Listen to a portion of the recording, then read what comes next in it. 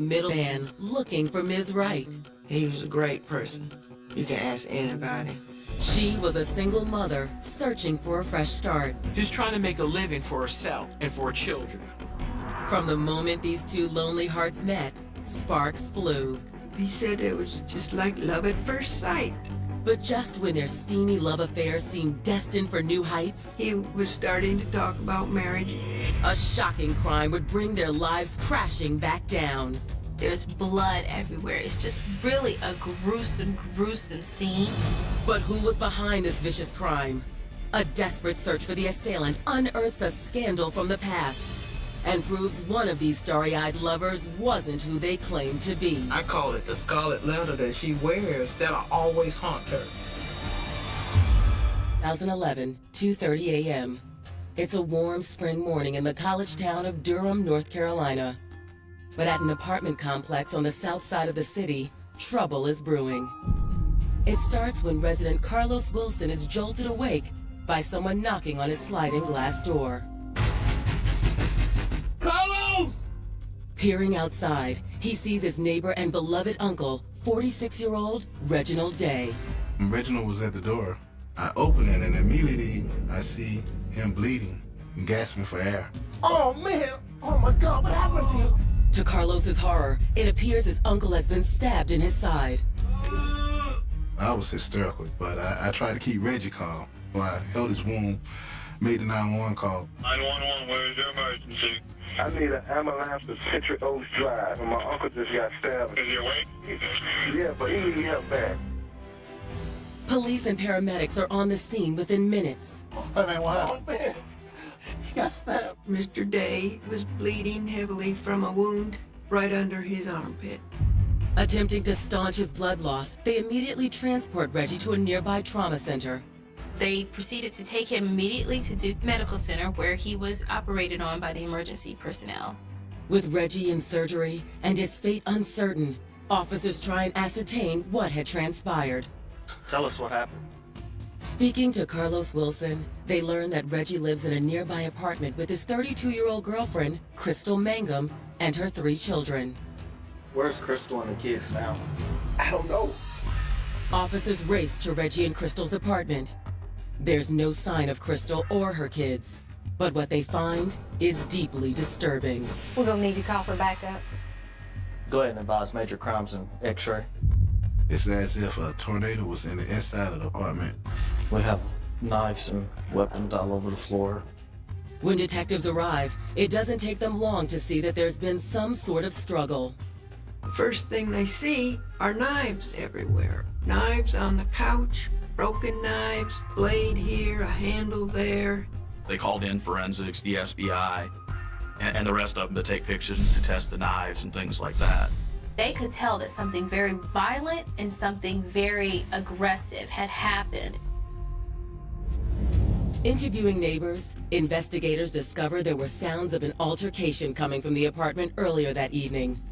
Arguing and fighting. But that's not all. And there was another voice, and it was a male. They heard a third voice, and this was a mystery voice. Nobody knew who this voice belonged to. But who is this mystery man? And more importantly, where is Reggie's girlfriend, Crystal Mangum? They didn't know a whole lot at that point, so there were certainly a lot of questions. But when police start digging for answers, they strike a nerve with everyone in the city of Durham and unearth a scandal involving a prestigious university. A scandal folks in Durham thought they'd buried for good. See Crystal Mangum? See Crystal Mangum. Born and raised in Durham, and the youngest of 3 children, Crystal Gail Mangum never strove to be the center of attention. Crystal is really a kind-hearted, good person. Kind of quiet demeanor, not some loud, boisterous, outspoken person. Bright and pretty, Crystal did well at Durham's Hillside High School until a traumatic event threw her life off course. There was a gentleman older, much older than she was, that took interest in her and at some point assaulted her. She ended up in a relationship that she shouldn't have been in. It would have been statutory rape. There were charges pressed, but the parents were encouraged to not pursue the case, so those charges were dropped. Ironically, her own father indicated that he didn't believe that it was true. So we're talking about your parents, the people that you expect to support you, and they're the very first people that are saying, no, I don't believe you, Crystal. Anxious for a new start, Crystal was determined to put as much space as she could between her and her hometown. So after high school, she joined the Navy. Crystal was trained as a radar specialist. They sent her to California. She ended up on one of their boats, the USS Mount Hood. But Crystal's naval career was cut short after an embarrassing affair with a married naval officer resulted in 2 children. Though Crystal received an honorable discharge, she ended her affair with the officer and abruptly returned to Durham with her children. Crystal went back to school and earned a degree in criminal psychology. But even with a diploma in hand, the single mother was struggling to make ends meet. She still had a very hard time finding employment. By 2010, Crystal had weathered another failed relationship and had a 3rd child to support. She was living with her aunt, and, it was a crowded situation. But in January of 2011, Crystal's run of bad luck took an unexpected turn when she met a successful 46-year-old residential painter named Reginald Day. They met when he came to the house where she lived at to do a paint job. What's your name? I'm Crystal. Hey, nice to meet you, Reggie. He was a loving friend, and he was a great person. He ate his shirt off his back. Reggie had a wide network of friends in Durham, but he'd never found the woman of his dreams. Uncle was very depressed about not having to wake up to someone. He wanted a wife and kids. He was looking for love.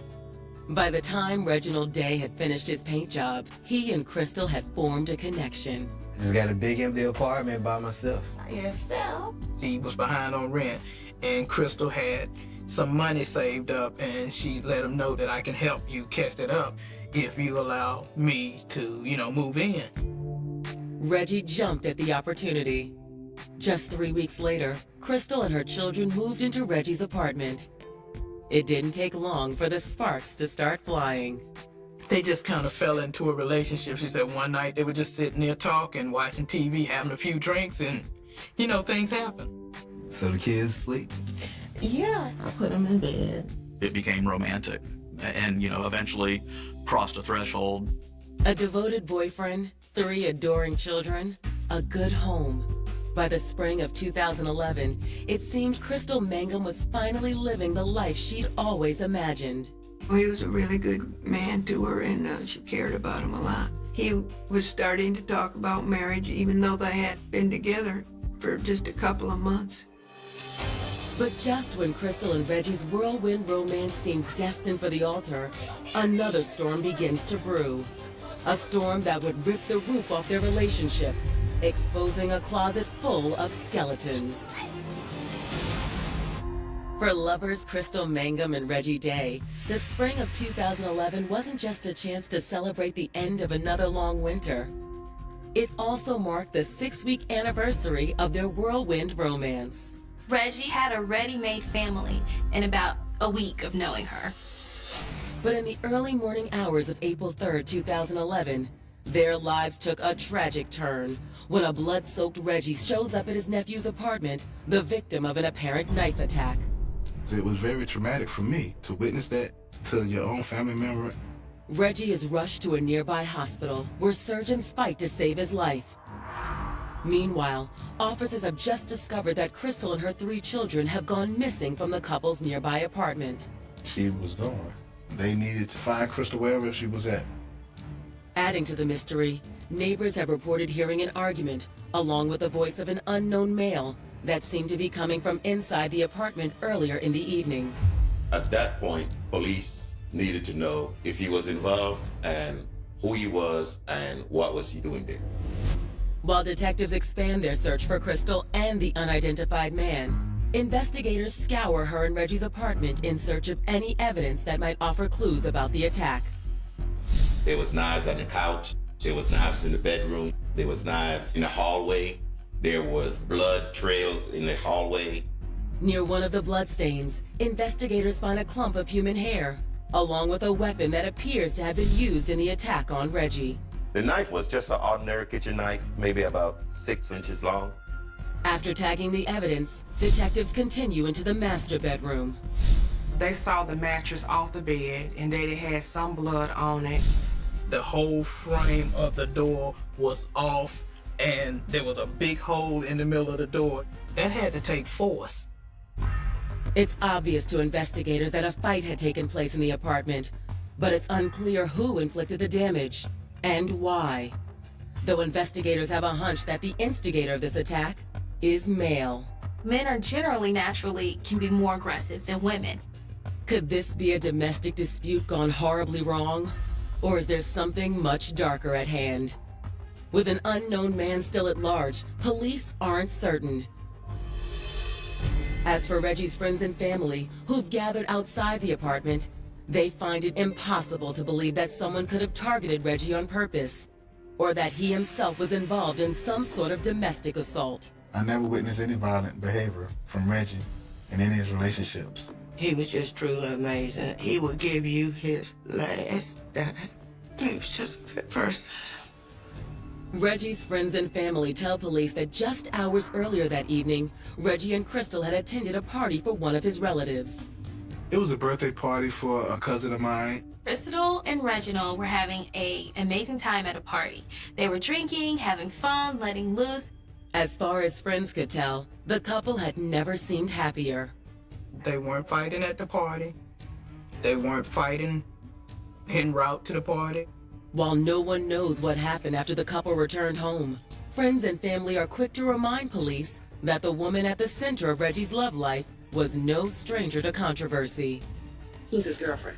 Crystal Mangum.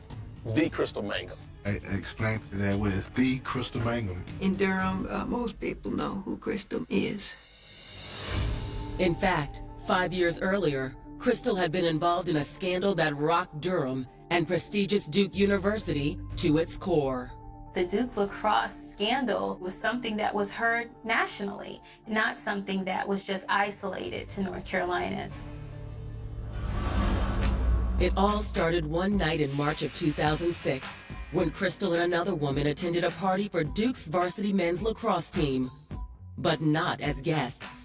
Crystal was being hired to strip or dance for the Duke lacrosse players. It was a job the single mother had secretly been doing on and off since 2002. That's $400 or $500 you put in your pocket. You got children, you got bills. You know, I go dance for a couple of hours, I go home. But according to a statement Crystal filed with police the following morning, the party went terribly awry.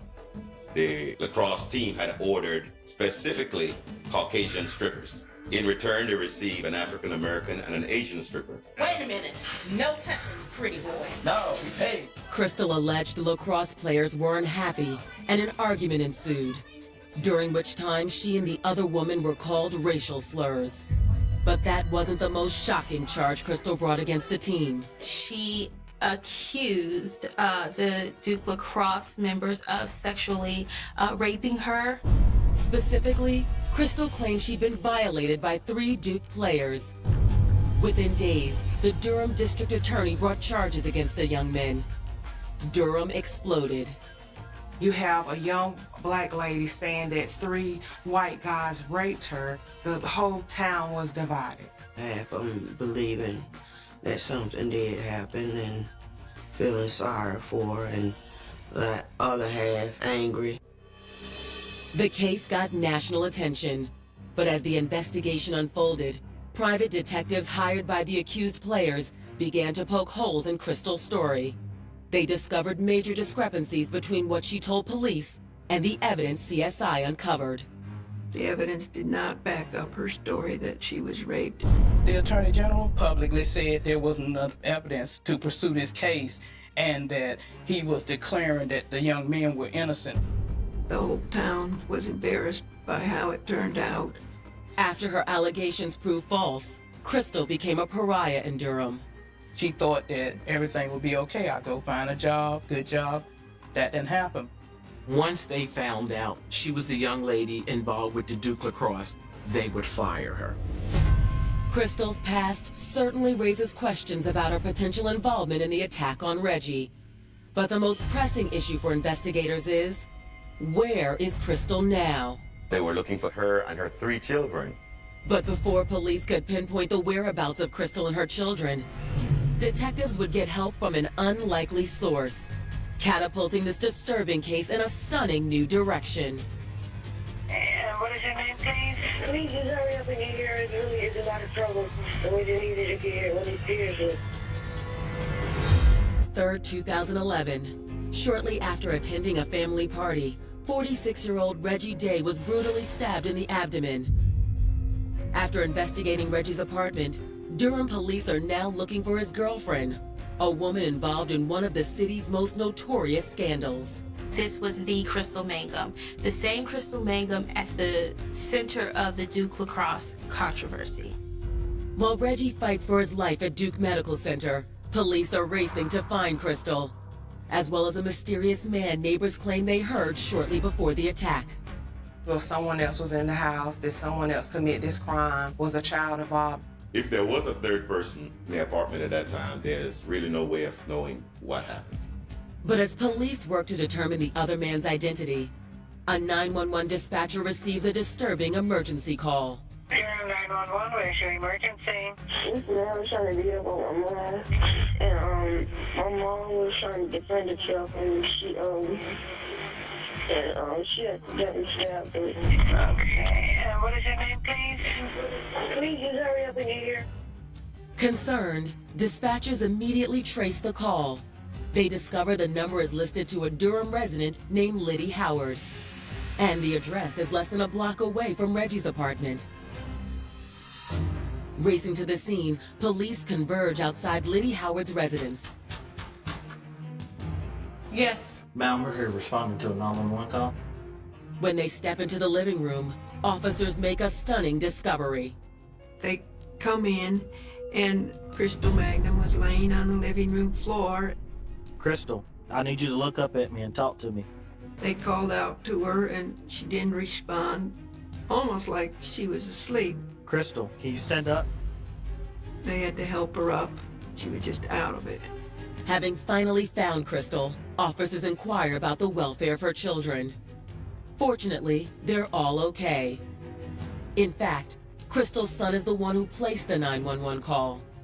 Miss Howard was caring for Crystal's 3 children that night. She didn't live very far away. While first responders attend to a dazed and seemingly traumatized Crystal Mangum, police ask Liddy Howard about the events of the evening. She explains Crystal had dropped off her kids earlier before leaving for Reggie's party.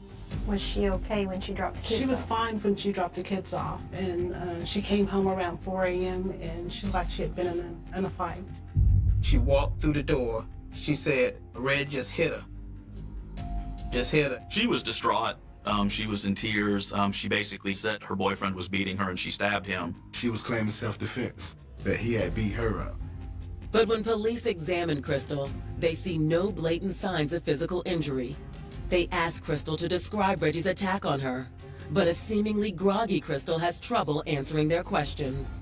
The officers had to keep asking her questions. She was falling asleep. She was maybe stumbling over her words or asking, where am I? Officers transport Crystal to police headquarters for further questioning. But even after arriving at the station, Crystal offers up little information. I need you to tell me exactly what happened. Look, I am in pain. Crystal complains of pain in her face and arm where she says Reggie attacked her.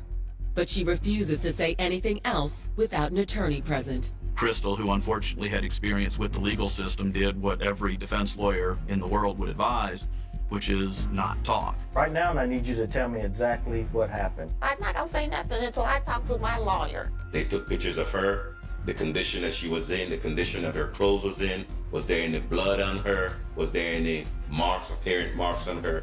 Detectives are beginning to think Crystal is hiding something.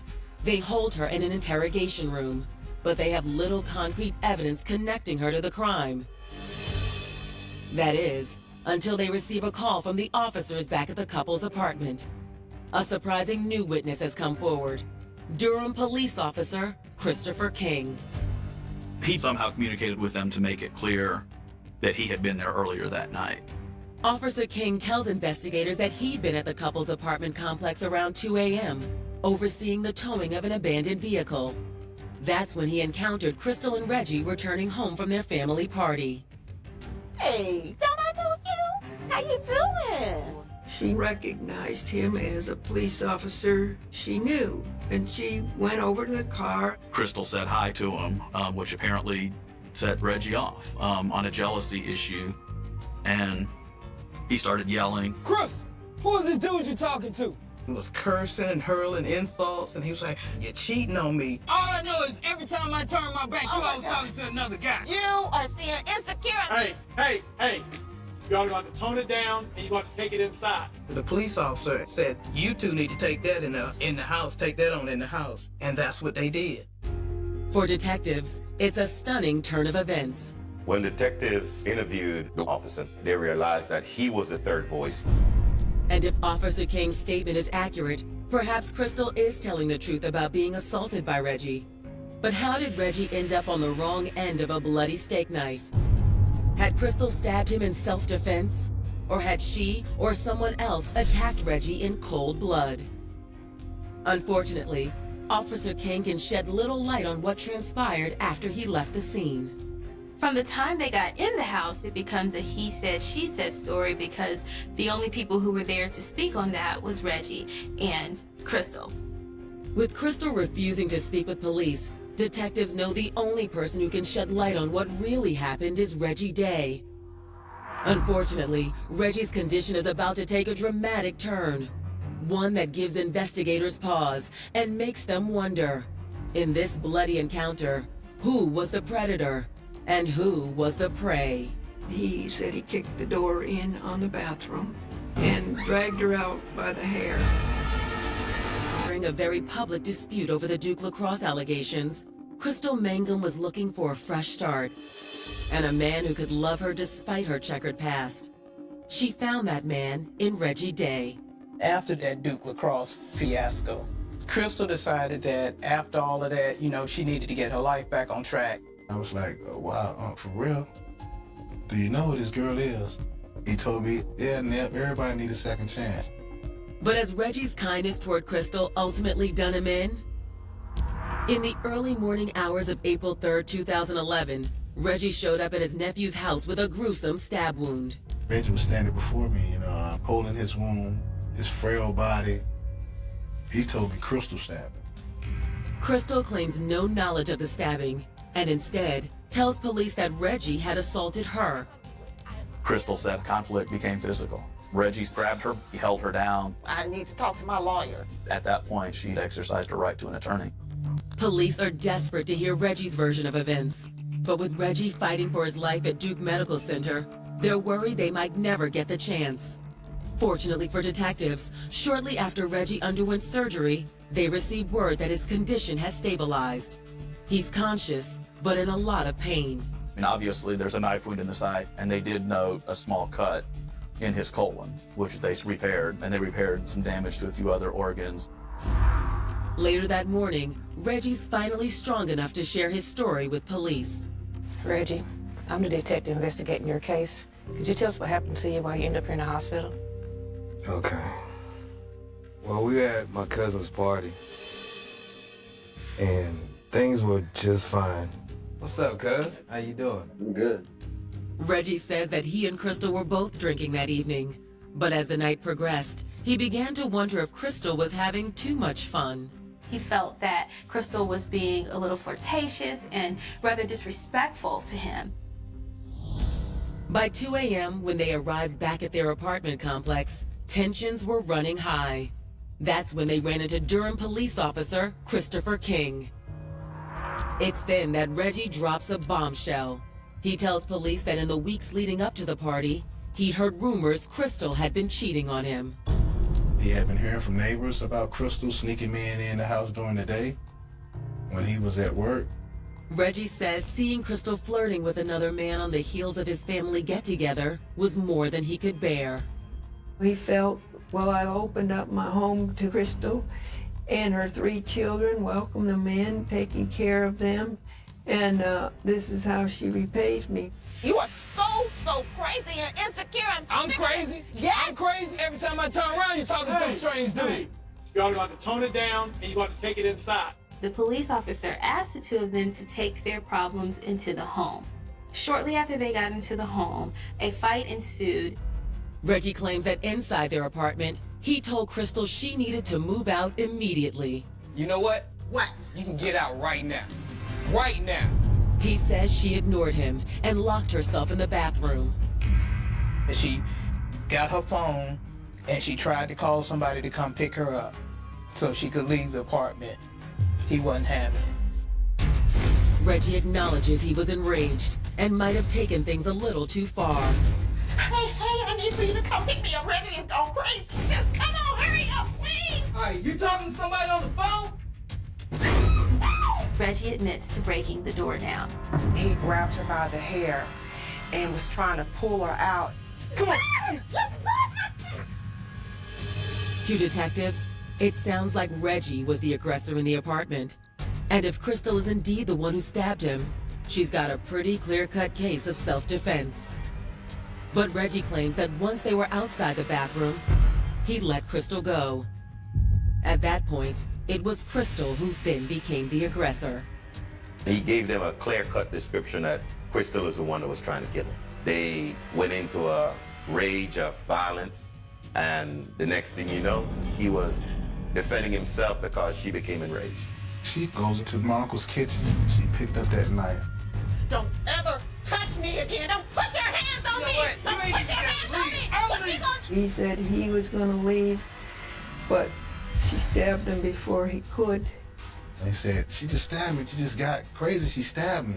Given the location of Reggie's wound, his story of the attack makes sense and calls into question the notion of self-defense, as does Crystal's lack of bruising or other injuries indicative of an attack against her. She had no bruises to say that Reggie was beating her. All Reginald rooms looked defensive. That's he was trying to flee, get away. You know, they was in his back, on his side. Still, police need more evidence before they can move forward with assault charges against Crystal. She was being detained, which is a normal procedure in the law enforcement arena, so that the crime scene investigators could go back to the crime scene, get whatever kind of evidence they need. Specifically, investigators are focusing on the slew of knives found scattered around the apartment. Police can only reach one conclusion. Crystal must have placed them there before fleeing the scene. There was knives in the areas that really did not seem that you should have a knife. It appeared that the crime scene may have been tampered with. When coupled with Crystal's apparent lack of injuries, the fact that the crime scene had been tampered with gave investigators the ammunition they needed to throw the book at Crystal Mangum. She was charged with assault with a deadly weapon, intent to kill, inflicting serious injury. While news of Crystal's arrest is met with relief from Reggie's family, her friends can't believe the turn of events. I was crushed. I just couldn't believe it. I was mortified. But before Crystal can get her day in court, this case would take yet another dark and sensational turn. One that would not only leave a community grasping for answers, but would also thrust Crystal Mangum back onto Durham's center stage once again. Less than 48 hours after the near-fatal stabbing of Durham resident Reggie Day, police have arrested his 32-year-old girlfriend, Crystal Mangum. While Reggie admits losing his temper with Crystal, the location of his knife wound, coupled with a doctored crime scene and Crystal's apparent lack of injuries, has prompted prosecutors to charge Crystal with assault with intent to kill. He said he was going to leave, but she stabbed him before he could. After emergency surgery, Reggie appears to be on the mend. So it comes as a shock when just a few short days after Crystal's arrest, Reggie's condition takes a turn for the worse. He was in a coma, and unfortunately, his family had to make the difficult decision to take him off of life support. After being taken off life support, Reggie passes away. I said, what? I said, I just talked to him yesterday. And I was like, nah, man, I got to see my uncle again. I can't see. Not gonna have the last memory of him bending over, gasping for air in my head. Reggie's passing also means prosecutors will up the charges against Crystal Mangum. The medical examiner stated that he died due to complications due to a stab wound. And because of that, Crystal Mangum was charged with Reginald Day's murder. The charges carry a maximum sentence of life in prison. But some in the community can't help but wonder if Crystal is being prosecuted less for the attack on Reggie Day and more as punishment for her past transgressions.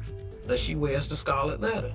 You know, everything she does has been put under a microscope. You can't have a relationship with somebody, and if you do, if they decide to abuse you, you must let them abuse you because you are Crystal Mangum. That's what has been put upon her, and that's not fair to her.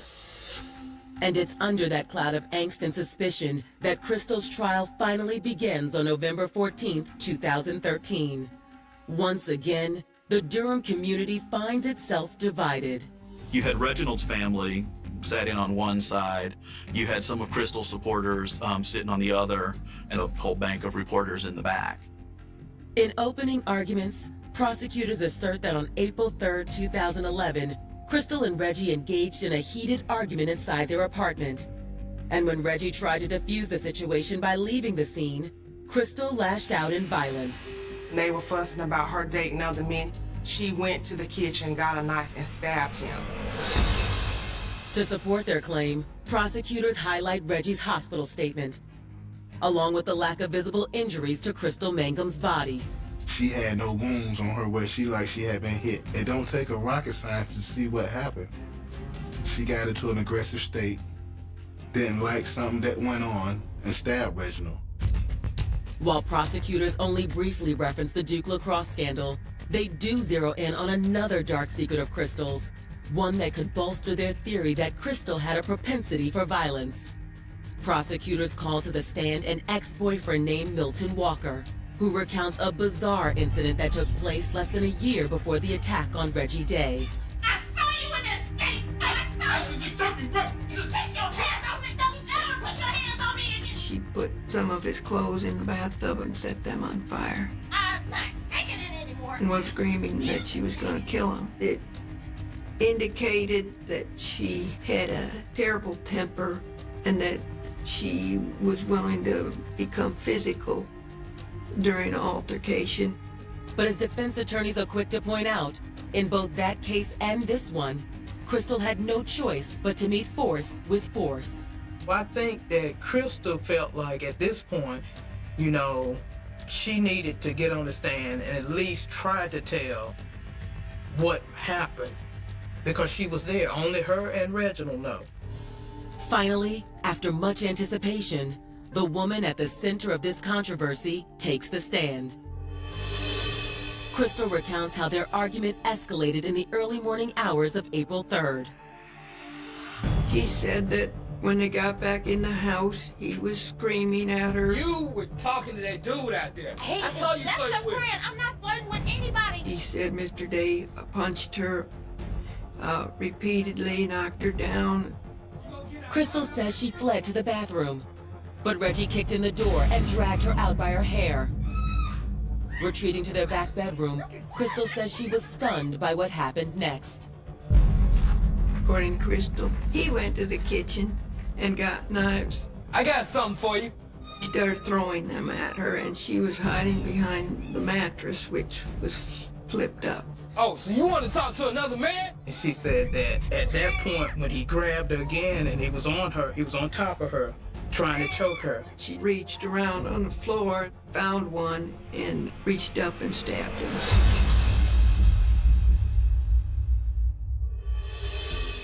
For those hearing Crystal's story for the first time, it's a convincing tale. She did a good job on the stand. She's an intelligent woman. I think she presented her case. But prosecutors fire back and say Crystal's story about Reggie throwing knives is all a figment of her imagination. There were no knife marks in the mattress that she was supposedly hiding behind. The prosecution's theory was that she had staged it and she placed the knives where they were just to make like it was more damage and harm done than actually was. While the forensic evidence contradicts Crystal's version of events, her defense team reminds jurors that it was Reggie, not Crystal, who initiated their fatal encounter. She tried to get away by going into a locked bathroom. Reggie kicked the door down, went in there, grabbed her by the hair, and drug her out. But at the end of the day, if someone kicks in a door to get at you and is dragging you by the hair, generally you would have a right to respond. But as this case nears its conclusion, there is one more shocking allegation still to be made. And it might be the saving grace Durham's most controversial resident has been looking for all along. November 14th, 2013. More than 29 months after single mother Crystal Mangum stabbed her boyfriend Reginald Day during an argument, her first-degree murder trial has once again garnered the attention of the national media. Everything Crystal touches seems to draw a spotlight. There were cameras everywhere. Crystal's supporters believe the single mother of three is being unfairly prosecuted, in part due to her notoriety following the Duke lacrosse scandal. Crystal could have jaywalked in Durham and it would be a major crime. That'll always haunt her. But prosecutors have asserted the evidence in this case speaks for itself. That Crystal didn't stab Reggie in self-defense, and that her history of lies and violence proves she's quite capable of murder.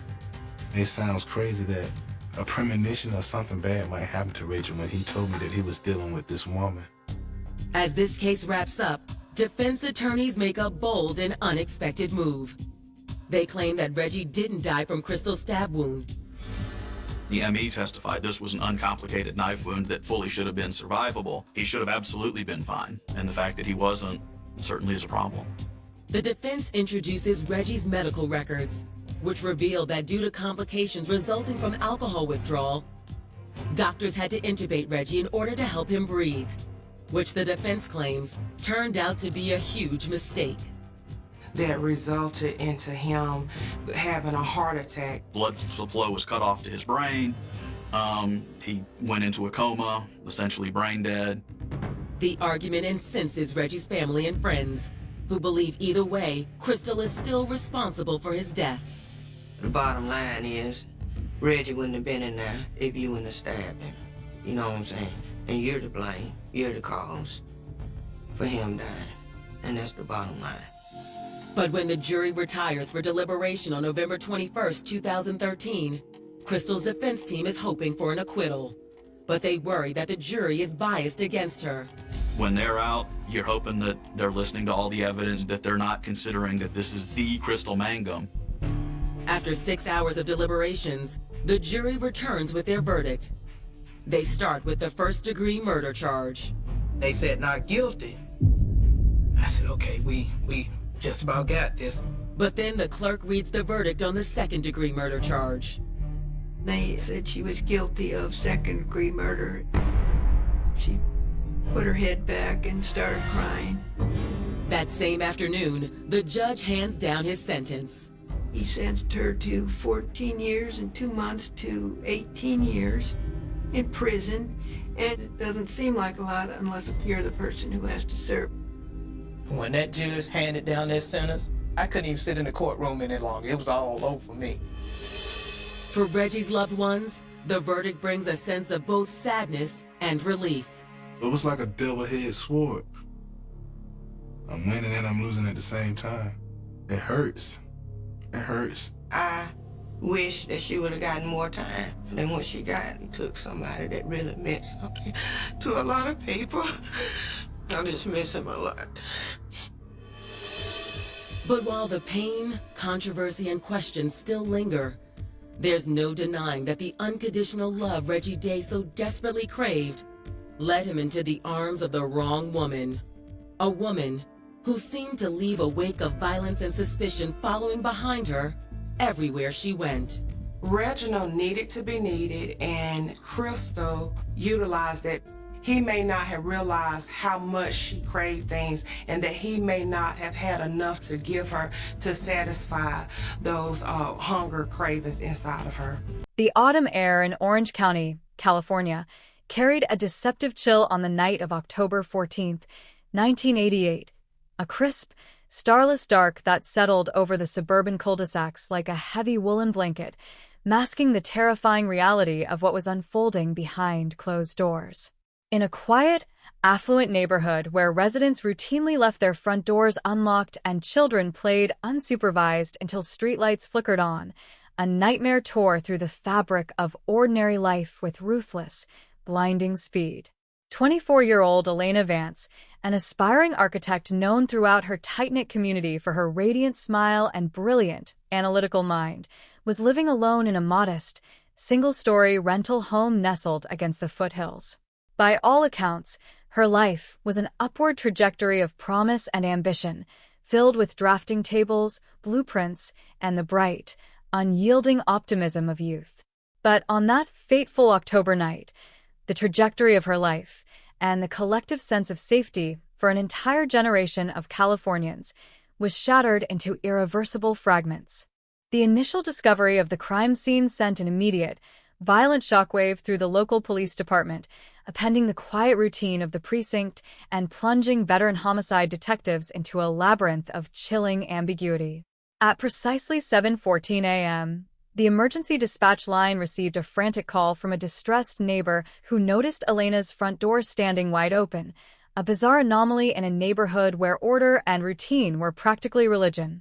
First responders arrived within minutes, stepping into a living room that bore the silent, harrowing testimony of a ferocious struggle.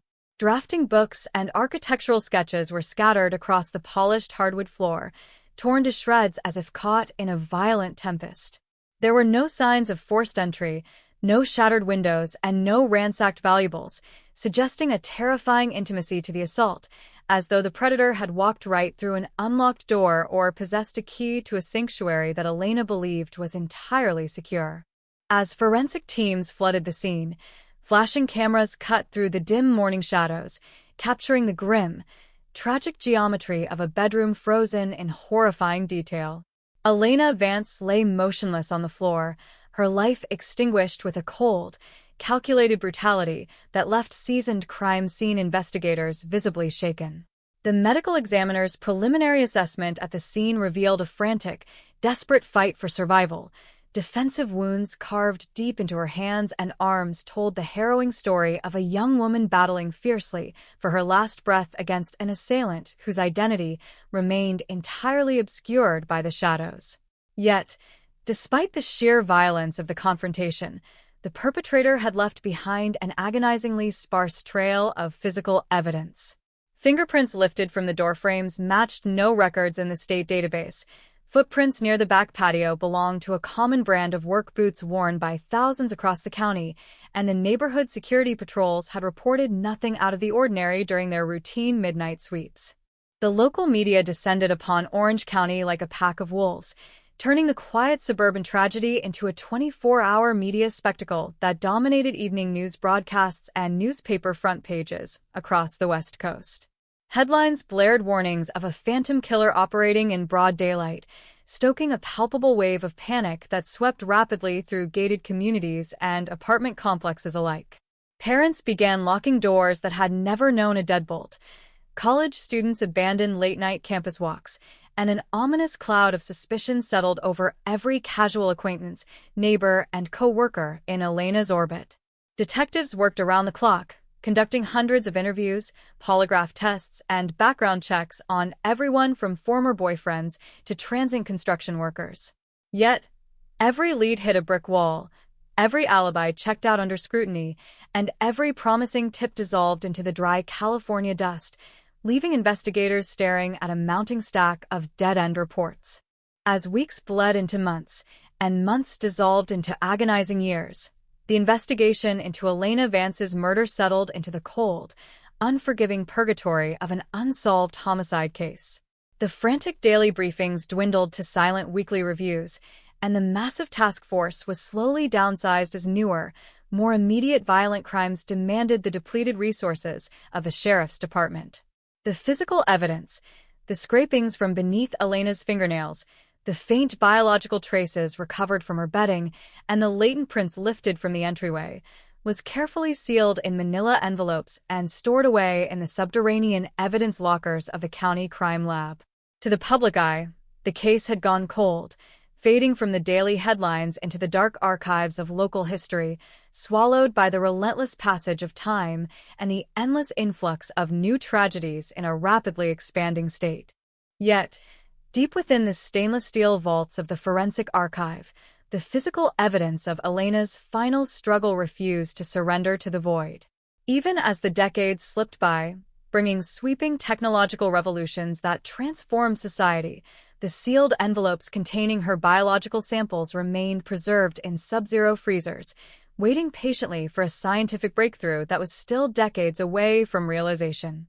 For the surviving members of Elena's family, her aging parents, who wore their grief like an invisible armor, and her younger siblings, who grew up in the lingering shadow of an unresolved nightmare, the passage of time offered no closure, only a dull, throbbing ache.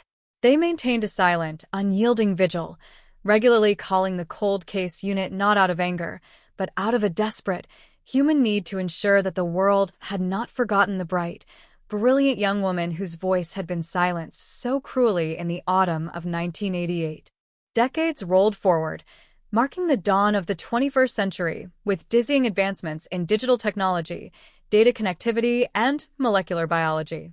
While the original detectives who worked the case retired, passed away, or watched from the sidelines as senior citizens, the torch was eventually passed to a new generation of investigators equipped with analytical tools their predecessors could only dream of. In the late 2010s, forensic scientists began experimenting with a revolutionary and proven methodology, investigative genetic genealogy. By extracting microscopic, degraded strands of touched DNA from decades-old crime scene artifacts and running them through commercial consumer genetic databases, genetic genealogists discovered they could bypass traditional law enforcement DNA registries entirely, building sprawling, multi-generational family trees that connected unknown perpetrators to living descendants through the sheer power of shared ancestry. By the year 2026, this once experimental technique had matured into a lethal, highly regulated instrument of modern criminal justice, breathing miraculous new life into thousands of abandoned cold cases across the nation. In Orange County, a newly formed, specialized cold case unit dusted off the yellowed, dust-covered files of the 1988 Elena Vance homicide, recognizing that the biological samples preserved in the evidence locker were prime candidates for the new genealogical pipeline.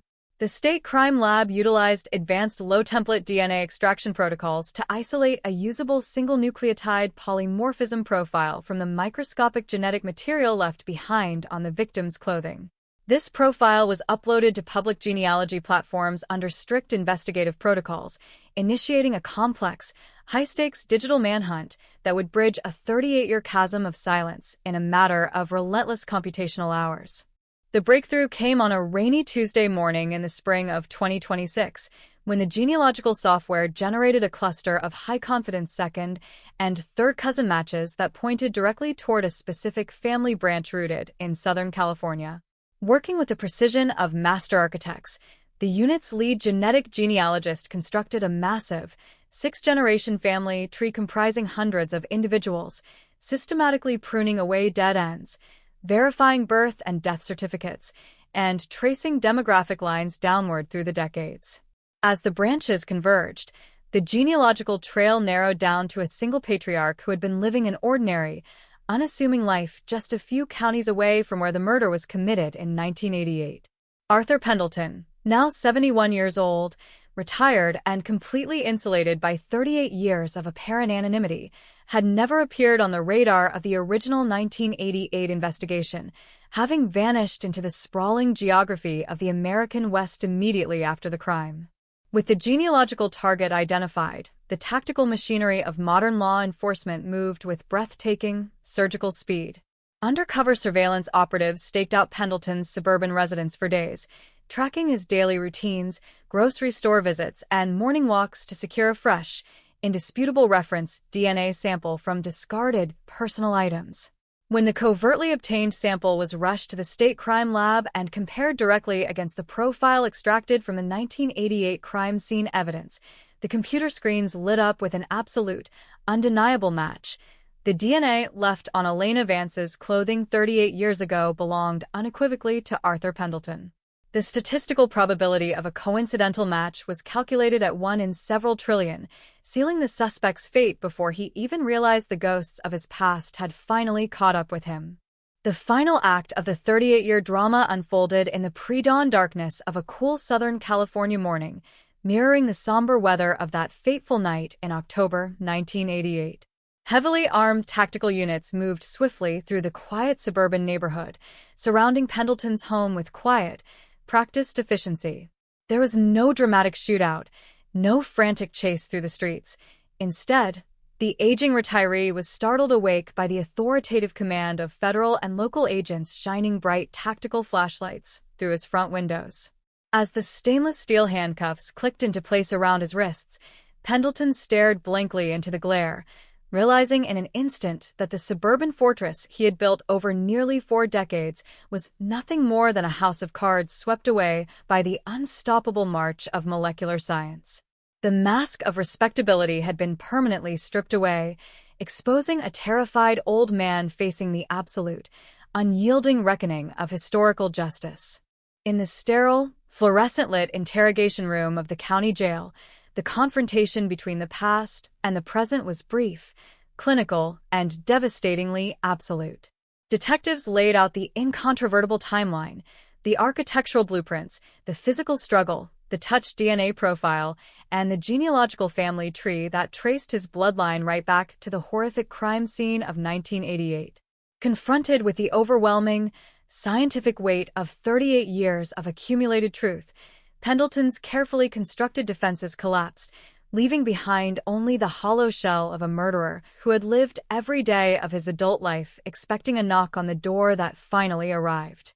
The interrogation video, later broadcast across national news networks, served as a stark, chilling reminder to criminals everywhere that time is no longer a safe haven in an era where science can pluck an identity straight from the invisible residue of a forgotten past. The subsequent courtroom trial, held in a packed, electric atmosphere in downtown Santa Ana, captivated the attention of the nation, drawing legal scholars, true crime journalists, and the general public into a gripping retrospective of justice delayed. Prosecutors methodically unspooled the narrative of the 1988 murder, juxtaposing the raw, unhealed grief of Elena Vance's surviving family members against the cold, unyielding mechanics of investigative genetic genealogy. Defense attorneys attempted to challenge the chain of custody of the decades-old evidence and raise procedural questions regarding the use of public genetic databases, but their arguments crashed like fragile waves against the fortress of established legal precedent and undeniable biological certainty. The jury deliberated for less than 3 hours before returning a unanimous verdict of guilty on all counts of first-degree murder, bringing a thunderous hush over the courtroom as the gavel fell to mark the official end of a 38-year nightmare. At the formal sentencing hearing, the emotional apex of the entire judicial proceeding was reached when Elena Vance's younger sister, now older than Elena had ever been at the time of her tragic death, stepped up to the podium to address the court and the convicted killer. Her voice trembled with a potent mixture of profound sorrow and hard-won triumph as she recounted the decades of empty holidays, fading photographs, and the agonizing void that had haunted her family since that dark night in October 1988. She spoke directly to Pendleton, who sat stooped and silent at the defense table, telling him that while he had stolen a brilliant, beautiful life in the prime of its youth, he had ultimately failed to erase her sister's memory from the world. The judge, before handing down a mandatory sentence of life imprisonment without the possibility of parole, commended the tireless persistence of the detectives, genealogists, and forensic scientists who refused to let the file gather dust, declaring that the rule of law bows to neither time nor distance when human courage and science unite in pursuit of truth. Far away from the high drama of the courtroom, in the quiet Orange County neighborhood where the tragedy originally unfolded, the autumn winds rustled softly through the emerald leaves of the suburban trees.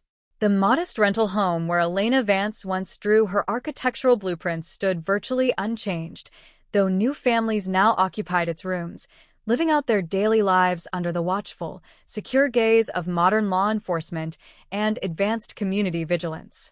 A small, permanent bronze plaque, placed by the city council in a nearby memorial park, bore Elena's name and a simple, resonant inscription honoring her brilliant mind and enduring spirit. The neighborhood had long since shed the panicked paranoia of 1988, replacing it with a profound, collective resilience that proved evil cannot hide forever behind the mask of passing time. Within the state forensic archives, the digital servers and physical evidence lockers containing the master case file hum their steady, low-frequency song, securing the records of the investigation into permanent history. The case file was officially closed, transitioned from an active burden into an immortal benchmark of what modern jurisprudence can achieve when innovation meets unwavering determination. Law enforcement agencies across the country downloaded and studied the operational blueprint of the Orange County investigation, utilizing its step-by-step methodology to crack their own stubborn, generational cold cases. The narrative that began on a starless October night in 1988 had traversed decades of agonizing silence, miraculous scientific breakthroughs, tense tactical operations, and rigorous courtroom battles to arrive at a destination of absolute, unshakable finality. As the sun dipped below the California horizon, casting long, dramatic shadows across the Pacific coastline, the echoes of the 38-year mystery faded into a peaceful, eternal stillness. The legal briefs were bound and shelved. The maximum security prison cell locked its heavy steel door on a forgotten killer, and the surviving family members walked out into the evening air, finally unburdened by the crushing weight of unanswered questions. The world was left with an enduring, universal truth that would resonate down through the corridors of time to inspire generations of investigators yet unborn.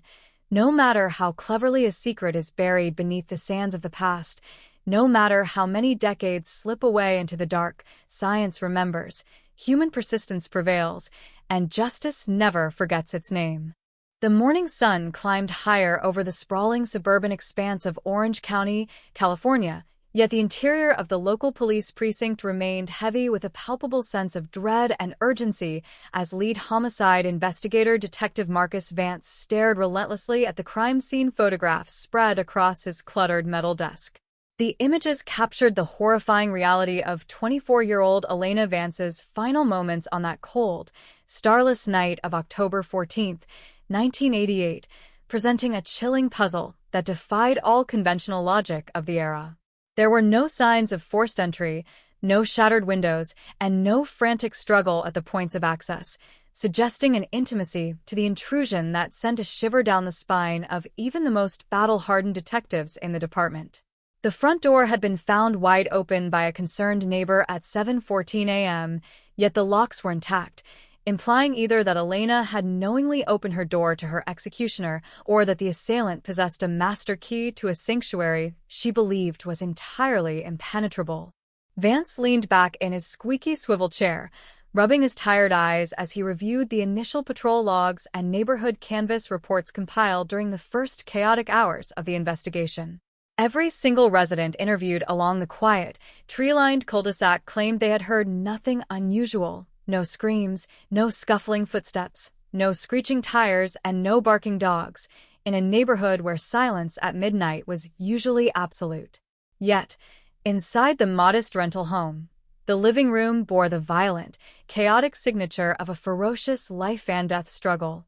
Architectural drafting books, charcoal pencils, and meticulously drawn blueprints were ripped to shreds and scattered across the polished hardwood floor like autumn leaves caught in a sudden hurricane. It was clear that Elena had fought with every ounce of her physical and mental strength, refusing to surrender quietly to the nightmare that had invaded her private world. Moving deeper into the cramped confines of the precinct room, Vance's gaze shifted to the forensic technician's preliminary reports detailing the physical evidence recovered from the primary bedroom where Elena's body was discovered. The medical examiner's notes painted a harrowing picture of brutal, calculated violence, noting severe defensive wounds sliced deep into her hands and arms, silent testaments to her desperate attempts to ward off the lethal blows. Despite the frenzy of the attack, the perpetrator had exhibited an eerie, chilling discipline, leaving behind an agonizingly sparse trail of physical clues.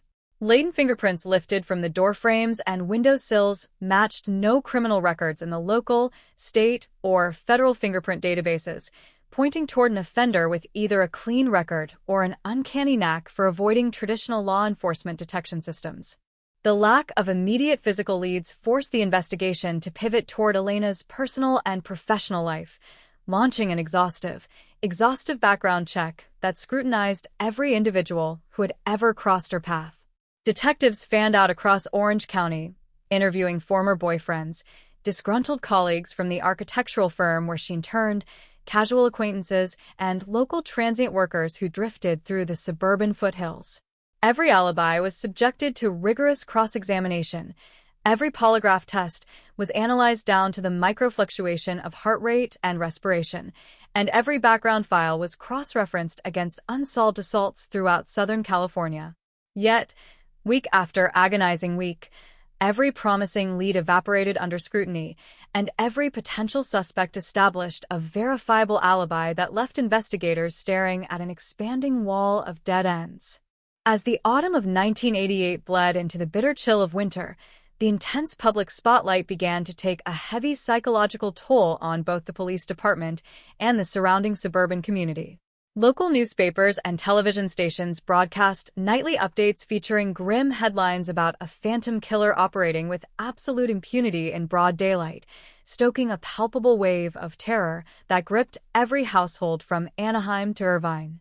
Parents began installing heavy deadbolts and window grills on homes that had never locked their doors. College students abandoned late-night campus study sessions, and an oppressive cloud of mutual suspicion settled over neighbors who now eyed one another with lingering distrust. The police precinct was inundated with hundreds of frantic tips daily, ranging from psychic visions to vindictive accusations against innocent bystanders, each requiring exhausting investigative legwork that ultimately led nowhere. Inside the precinct's war room, the bulletin boards that once brimmed with vibrant energy and active theories began to look like monuments to frustration as the weeks turned into months, with no arrest in sight. Detectives Vance and his partner worked 70-hour weeks fueled by endless cups of bitter coffee and stubborn determination, yet the invisible wall separating them from the truth remained completely impenetrable. They walked the perimeter of Elena's ransacked home repeatedly, searching for that one microscopic oversight, that single-dropped hair, or that overlooked footprint that might unlock the mystery, but the crime scene had yielded its secrets down to the last fiber, and the well had officially run dry. The initial shock of the murder was slowly giving way to the agonizing realization that the case was slipping out of the active column and heading straight toward the cold, unforgiving purgatory of an unsolved homicide. By the spring of 1989, the massive task force formed in the immediate aftermath of the tragedy was quietly downsized, its personnel reassigned to newer, more active violent crimes that demanded the department's severely depleted resources. Detective Vance, haunted by the lingering gaze of Elena Vance from the framed photograph on his desk, found himself fighting a lonely rearguard action to keep the investigation alive while administrative pressures mounted to close the active file. The physical evidence collected from the scene, the fingernail scrapings, the blood-stained bedding fibers, and the latent prints, was meticulously cataloged, sealed in heavy manila envelopes, and transferred from the active evidence room down into the subterranean, climate-controlled vaults of the county crime lab. To the outside world, the investigation was winding down, swallowed by the relentless forward march of time and the endless influx of new tragedies in a rapidly growing state. Yet, deep within those subterranean vaults, shielded from the daily chaos of the precinct upstairs, the physical evidence of Elena's final struggle preserved a silent, immutable truth that time could not erode. Even as decades rolled forward, bringing sweeping technological revolutions in computing, data connectivity, and molecular biology, the sealed envelopes containing her biological samples waited patiently in sub-zero freezers for a scientific breakthrough that was still generations away from reality. For the surviving members of Elena's family, the passage of time offered no closure, only a dull, throbbing ache as they navigated holidays, birthdays, and anniversaries under the heavy shadow of an unresolved nightmare. They maintained a quiet, steadfast vigil, regularly calling the precinct not out of anger, but out of a desperate human need to ensure that the world had not forgotten the bright, brilliant young architect whose voice had been extinguished so cruelly in the autumn of 1988. As the years stretched onward into decades, the narrative of the unpunished crime became a dark urban legend within the local community, a chilling reminder that evil can occasionally slip through the cracks of justice and vanish into the vast geographic expanse of the American West. The original detectives who walked the crime scene in 1988 retired, grew old, or passed away, taking their institutional knowledge and personal frustrations with them into quiet retirement. Yet, the file itself, thick with yellowed paper notes, faded Polaroid photographs, and meticulously typed interview transcripts, remained resting quietly in the county archives, a dormant landmine waiting for the exact moment when human ingenuity and modern science would finally converge to drag the hidden truth out of the shadows and into the blinding light of absolute accountability. The morning fog rolled lazily over the asphalt of the Orange County Crime Laboratory, wrapping the monolithic concrete building in a shroud of gray mist that mirrored the stagnant, unresolved status of the Elena Vance homicide file resting deep within its subterranean vaults. Inside the Forensic Biology Division, the atmosphere was a stark contrast to the quiet gloom outside. It was a humming, high-energy ecosystem of fluorescent lights, whirring centrifuges, and the persistent click-clack of computer keyboards where scientists analyzed the physical remnants of historical crimes. For years, the physical evidence collected from the 1988 crime scene, the fingernail scrapings painstakingly gathered by technicians who knew every microscopic trace mattered, the faint biological fibers lifted from the victim's winter jacket, and the latent skin cell residue recovered from the bedroom doorframe, had languished in sub-zero freezers, sealed behind layers of heavy plastic and manila paper. These items were quiet monuments to a bygone era of forensics, waiting patiently for a technological awakening that the detectives of 1988 could not have conceived in their wildest science fiction dreams. At the center of this quiet scientific revolution stood Dr. Eris Thorne, a senior molecular geneticist who had dedicated his professional life to dragging stubborn cold cases out of the dark ages of traditional serology and into the blazing, high-resolution frontier of molecular biology. Thorne remembered the early days of DNA profiling when a stain the size of a quarter was required just to generate a partial, blurry autoradiograph that defense attorneys could easily tear apart in a courtroom. Now, standing before a state-of-the-art capillary sequencer in the spring of 2026, he looked down at the case file for the Elena Vance homicide with a mixture of solemn respect and unyielding professional determination. The department had officially authorized a comprehensive re-examination of the physical evidence lockers, prioritizing historical homicides that possessed the elusive potential for touch DNA extraction, a cutting-edge methodology that allowed scientists to isolate usable genetic material from the invisible, microscopic oils and skin cells left behind by a perpetrator during a violent struggle. Thorne and his specialized team began the delicate, high-stakes extraction process inside a specialized cleanroom, wearing full Tyvek suits, double gloves, and surgical masks to ensure that not a single trace of their own DNA could contaminate the pristine historical samples. Every movement was calculated, slow, and precise, mirroring the meticulous care of an archaeological excavation. They focused their initial efforts on the fingernail scrapings recovered from Elena's right hand, where the medical examiner's notes from 38 years ago indicated she had fought back ferociously against her attacker, clawing at his skin in a desperate bid for survival. Using advanced low-template extraction chemistry designed to recover degraded, fragmented DNA from decades-old biological matrices, Thorne carefully pipetted the clear liquid solution into microcentrifuge tubes, holding his breath as the automated instruments began the microscopic separation of human genetic material from environmental inhibitors. Hours bled into the late afternoon as the extraction protocol ran its course, the laboratory humming with the quiet tension of a space flight launch sequence. When the digital monitors above the sequencer finally flickered to life, displaying the preliminary electropherogram peaks, Thorne leaned in close to the screen, his eyes scanning the complex data traces with rapt attention. Unlike the degraded, unreadable smears of decades past, the instrument had successfully isolated a clean, distinct single nucleotide polymorphism profile from the microscopic touch biological matter.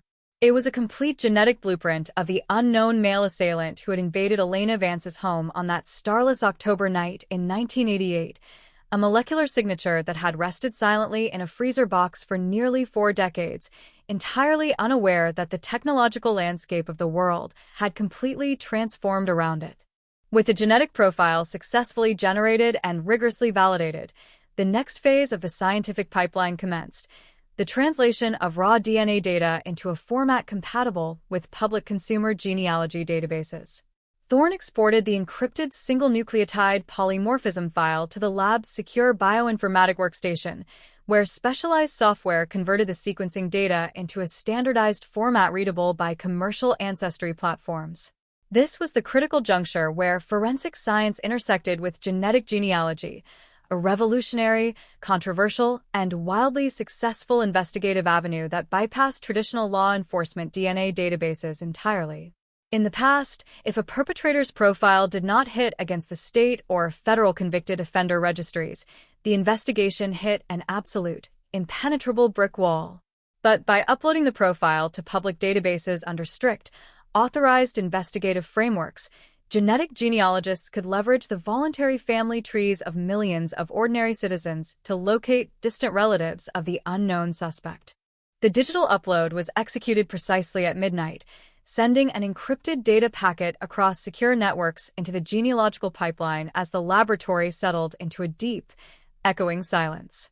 Thorne sat back in his ergonomic chair, staring at the flashing green indicator light on the server console, fully aware that the next 48 hours would determine whether 38 years of silence would finally be shattered, or whether the ghost of 1988 would slip back into the digital ether. The transition from physical evidence collection to computational genetic genealogy marked a monumental paradigm shift in criminal investigations, a shift that transformed cold cases from passive historical archives into active, high-speed molecular hunts where time, geography, and anonymity could no longer protect a killer from the mathematical certainty of his own bloodline. The digital servers hummed in the subterranean depths of the state crime laboratory, processing millions of data algorithms as the encrypted genetic profile of the unknown suspect matched against public consumer databases. Within 48 hours of the midnight upload, the bioinformatic pipeline generated a dense, sprawling cluster of high-confidence second and third-cousin matches, instantly illuminating a complex genetic web that spanned multiple generations across the American West. Inside the secure genetic genealogy suite, lead genealogist Sarah Vance, no relation to the victim, though the shared surname had always added a haunting personal resonance to her casework, stared at the computer monitors as the raw data translated into sprawling, interconnected family trees. The screen was a maze of nodes, birth dates, marriage certificates, and immigration records, a digital tapestry of ancestral lines that converged on a single, vital historical branch rooted deep in the sprawling geography of Southern California during the mid-20th century. Sarah leaned over her illuminated desk, her eyes tracing the branches upward through decades of demographic data, pruning away dead ends, verifying census records, and cross-referencing obituaries with the meticulous precision of a master historian. Investigative genetic genealogy was an unforgiving discipline that required equal parts molecular biology, historical research, and relentless detective intuition. A single misidentified ancestor or incorrect marriage record could throw an entire investigation off by decades and send tactical units chasing ghosts across state lines. She systematically eliminated maternal lines, focusing her computational firepower on the paternal branches that matched the sex-specific markers of the perpetrator's profile. As the branches narrowed, filtering down through generations of descendants who had settled across Orange County and Los Angeles during the late 1970s and 1980s, the genealogical net began to tighten with terrifying, inescapable mathematical certainty. The convergence point on the massive digital family tree finally crystallized around a single patriarch who had fathered 3 children during the post-war suburban boom, establishing a quiet, middle-class existence in the sun-drenched foothills of Southern California. Sarah drilled down into the younger male descendants of this lineage, cross-referencing their ages, residential addresses, and criminal histories against the critical temporal window of October 1988. One name stood out from the descending nodes like a dark beacon: Arthur Pendleton. Born in 1955, Pendleton would have been 33 years old at the time of Elena Vance's murder, precisely the prime demographic window that criminologists and profilers associated with violent, predatory home invasion assaults. More importantly, a thorough historical check revealed a chilling geographical coincidence. In the autumn of 1988, Pendleton had been living in a modest apartment complex located less than 3 miles from Elena Vance's rental home. As Sarah compiled the comprehensive genealogical dossier, synthesizing birth certificates, high school yearbooks, voter registration cards, and historical property deeds into a cohesive investigative packet, the tension in the genealogy suite reached a fever pitch. She walked the finalized report down the secure corridor to the office of the lead cold case detective, laying the extensive family tree and the suspect identification squarely on his desk. The name Arthur Pendleton had never once appeared in the voluminous, dust-covered box files of the 1988 investigation. He had possessed no prior criminal record, belonged to no known organizations, and had slipped away from the neighborhood immediately following the murder, without ever raising the suspicion of local patrol officers or skeptical neighbors. The genealogical pipeline had achieved what 38 years of traditional police work could not. It had plucked an invisible ghost straight out of the suburban crowds and handed his identity to law enforcement on a silver platter. With the genealogical target officially identified and verified through multiple independent family branches, the operational momentum shifted instantly from digital analysis to tactical surveillance. The specialized cold case unit convened an emergency briefing room session at dawn, laying out blueprints of Pendleton's current suburban residence, a modest, single-story home located in a quiet cul-de-sac 2 counties away from the original crime scene.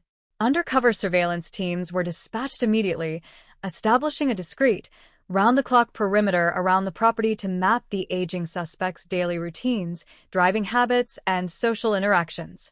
The objective was clear and uncompromising: secure a fresh, pristine reference DNA sample from discarded personal items without alerting the target, allowing the state crime lab to perform a definitive, direct comparison against the profile extracted from the 1988 evidence before executing a high-stakes tactical arrest. The early morning fog clung tightly to the asphalt of the quiet suburban cul-de-sac where 71-year-old Arthur Pendleton had built a facade of ordinary, unassuming retirement over the course of nearly 4 decades. Inside, an unmarked sedan parked 3 houses down. 2 undercover surveillance operatives from the specialized cold case tactical unit sat in absolute silence, their eyes fixed on the front porch of Pendleton's modest, single-story home. For 3 consecutive days, the surveillance team had mapped his every movement with military precision: his morning walk to fetch the local newspaper at 6:30 a.m., his weekly trip to the neighborhood grocery store on Tuesdays, and his quiet afternoons spent tending to a small, immaculate garden in his backyard. Every routine action was catalogued, every window of opportunity weighed, as the team waited for the precise, uncompromised moment to execute the next critical phase of the operation, securing a fresh, undisputed reference DNA sample to confirm the genetic genealogy match before closing the trap. The opportunity presented itself on a cool Thursday morning when Pendleton stepped out onto his front porch to haul a heavy black plastic garbage bin down to the curbside collection point. As he turned his back and walked briskly back toward the front entrance, an operative slipped out of the unmarked sedan with the fluid, silent grace of a shadow, darting across the manicured lawns under the cover of towering ornamental hedges. With a quick, practiced motion, the operative reached into the open lid of the garbage bin, retrieved a discarded disposable coffee cup and a crumpled paper napkin bearing fresh epithelial residue, and vanished back into the vehicle before the heavy lid had even finished swinging shut. The entire covert maneuver took less than 4 seconds, executed with a surgical discipline that left the surrounding neighborhood completely undisturbed, entirely unaware that the invisible walls of Pendleton's 38-year sanctuary had just been breached. The recovered items were rushed immediately under secure police escort to the state crime lab, where Dr. Eris Thorne and his senior forensic biology team were standing by in the cleanroom suite, ready to perform the definitive direct comparison. The atmosphere inside the laboratory was thick with palpable tension, decades of investigative frustration, thousands of hours of genealogical mapping, and the raw, unhealed grief of Elena Vance's surviving family members all hinged on the molecular data about to be generated on the high-speed sequencers. Thorne carefully swabbed the rim of the coffee cup, extracting the fresh biological material and running it through a rapid amplification and short tandem repeat profiling protocol designed to yield absolute, court-admissible results in a fraction of the time required for historical evidence. Every scientist in the room held their breath as the automated capillary instrument completed its final run, the fluorescent indicator lights shifting from amber to a steady, triumphant green. Within hours, the comparison report was finalized, printed, and handed directly to the lead cold case detective. The data was unequivocal, absolute, and staggering in its mathematical certainty. The DNA profile extracted from the discarded coffee cup matched the touch DNA profile recovered from Elena Vance's clothing and fingernail scrapings on October 14, 1988, with a statistical rarity of 1 in several trillion, a figure that far exceeded the legal threshold for positive identification in any court of law across the United States. The genealogical hypothesis had been proven correct down to the very last base pair of human DNA. Arthur Pendleton was not merely a distant relative or an incidental bystander. He was the primary assailant who had left his biological signature behind during a desperate struggle in a dark suburban bedroom 38 years ago.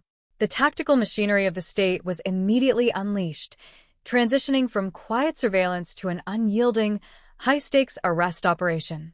The execution of the arrest warrant was scheduled for the pre-dawn hours of the following Monday, designed to maximize tactical advantage and minimize any potential risk to neighboring residents. In the briefing room of the County Sheriff's Department, tactical commanders reviewed the layout of Pendleton's home, assigning specific entry teams, containment perimeters, and medical support units to ensure absolute operational control. As midnight approached, heavily armed tactical officers donning full-body armor and night vision equipment loaded into unmarked vans and armored transport vehicles, rolling out into the cool California night. They moved with the silent efficiency of an apex predator, converging on the quiet cul-de-sac where Arthur Pendleton slept peacefully, completely oblivious to the fact that 38 years of carefully constructed anonymity, suburban respectability, and evasion of justice were about to be shattered in a single, thunderous moment of absolute accountability. The digital clocks on the dashboard of the lead tactical vehicle blinked 4:14 a.m. as the convoy of unmarked vans and armored transport units rolled silently into the sleeping Orange County cul-de-sac.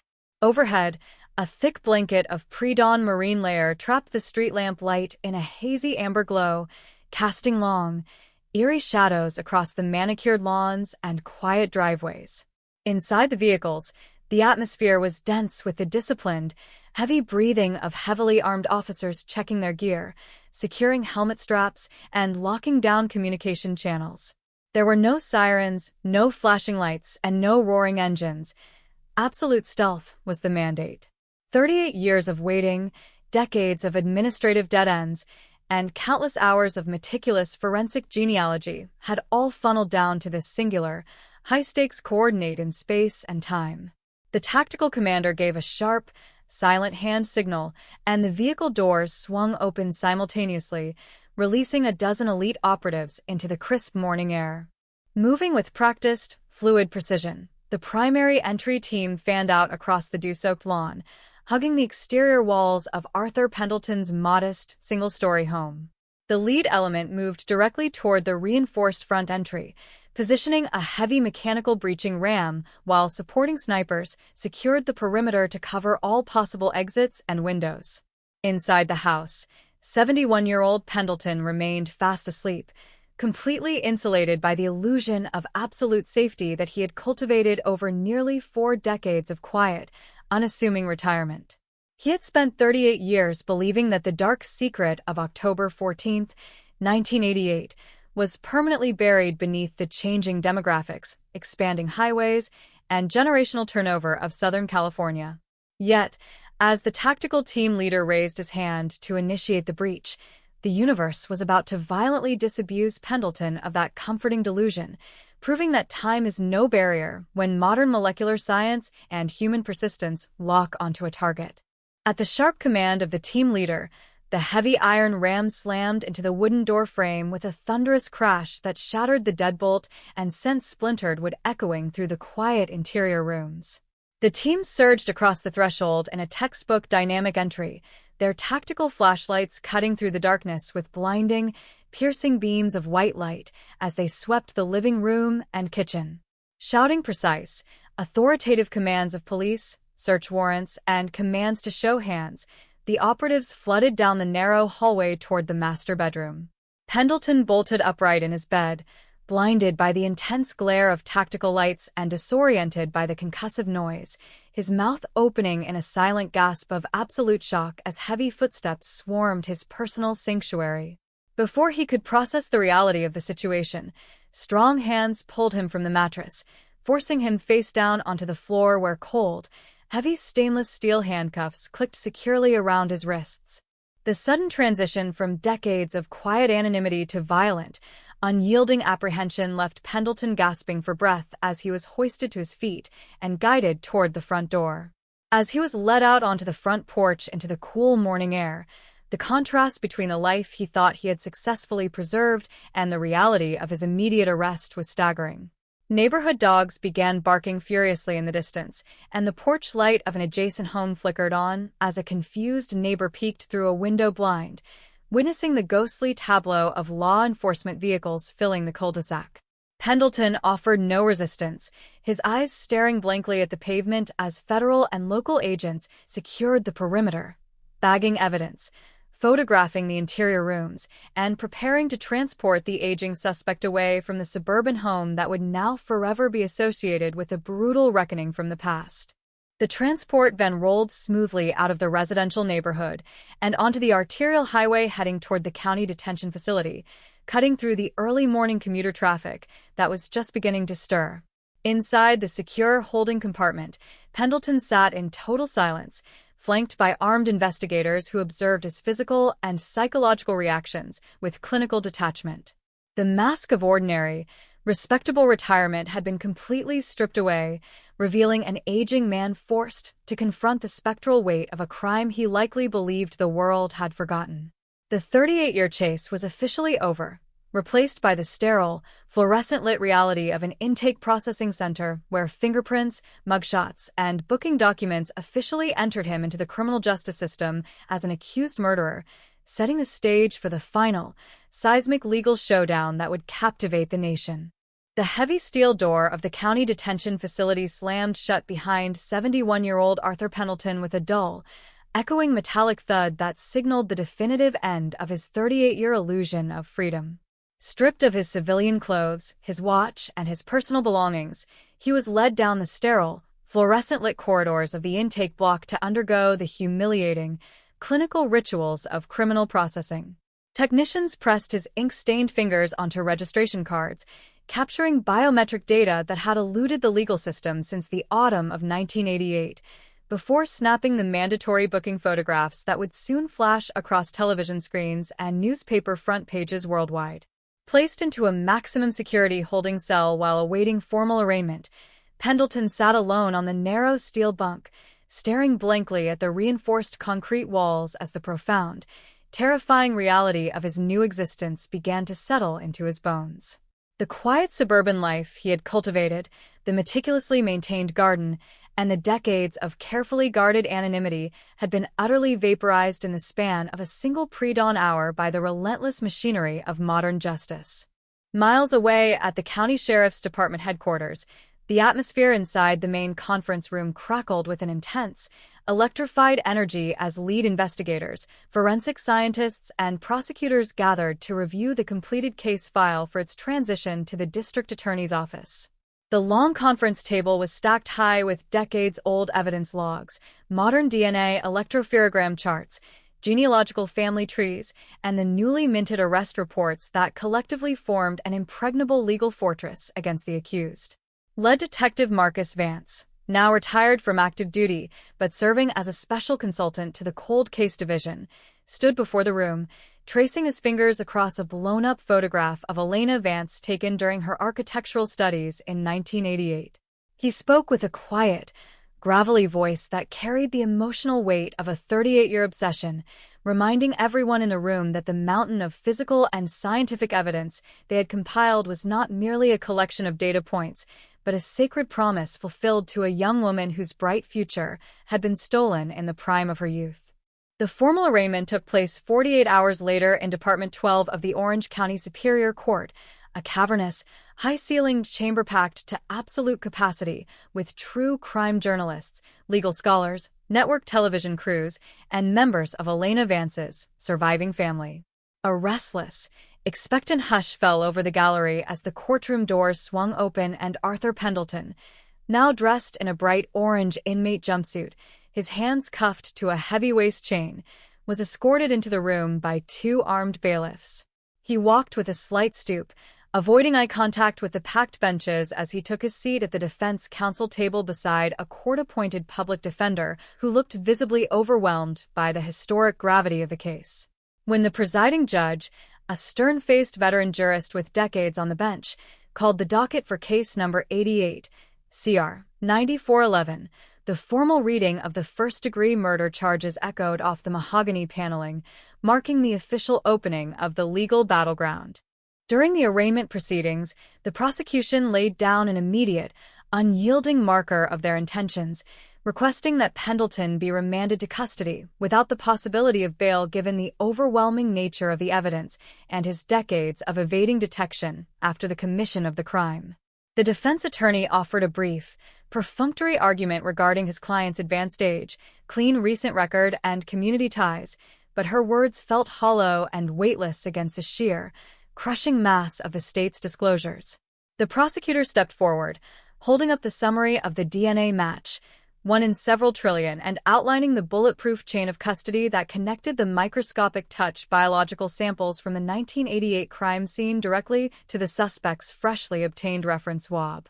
The judge sustained the prosecution's motion without hesitation, denying bail and ordering the defendant held in maximum security until the preliminary hearings commenced, triggering a collective, audible sigh of intense relief from Elena Vance's family seated in the front row. As the news of the arraignment broadcast across national networks and digital media outlets, the public reaction was one of profound shock, mixed with awe at the miraculous capabilities of investigative genetic genealogy. Editorial boards across the country published glowing retrospectives on how modern forensic science had successfully rewritten the rules of cold case investigations, transforming what was once considered an impossible ghost hunt into a reliable, high-precision instrument of accountability. Legal analysts dissected the constitutional implications of using public genetic databases, universally concluding that the meticulous adherence to warrant protocols and privacy safeguards by the Orange County Task Force had created an ironclad legal precedent. The case of the 1988 Orange County homicide was instantly elevated to textbook status, studied by law enforcement agencies worldwide as the definitive blueprint for how patience, molecular biology, and unwavering human determination can drag a hidden killer out of the deepest shadows of the past. The preliminary hearing in Department 12 of the Orange County Superior Court opened under an oppressive, almost suffocating atmosphere of anticipation, drawing an international press corps that lined the hallways hours before the security checkpoints even unlocked. Inside the courtroom, the air conditioning hummed softly against the ambient murmur of dozens of reporters, legal analysts, and true crime documentarians jostling for sightlines toward the defense table where Arthur Pendleton sat hunched in his orange jumpsuit.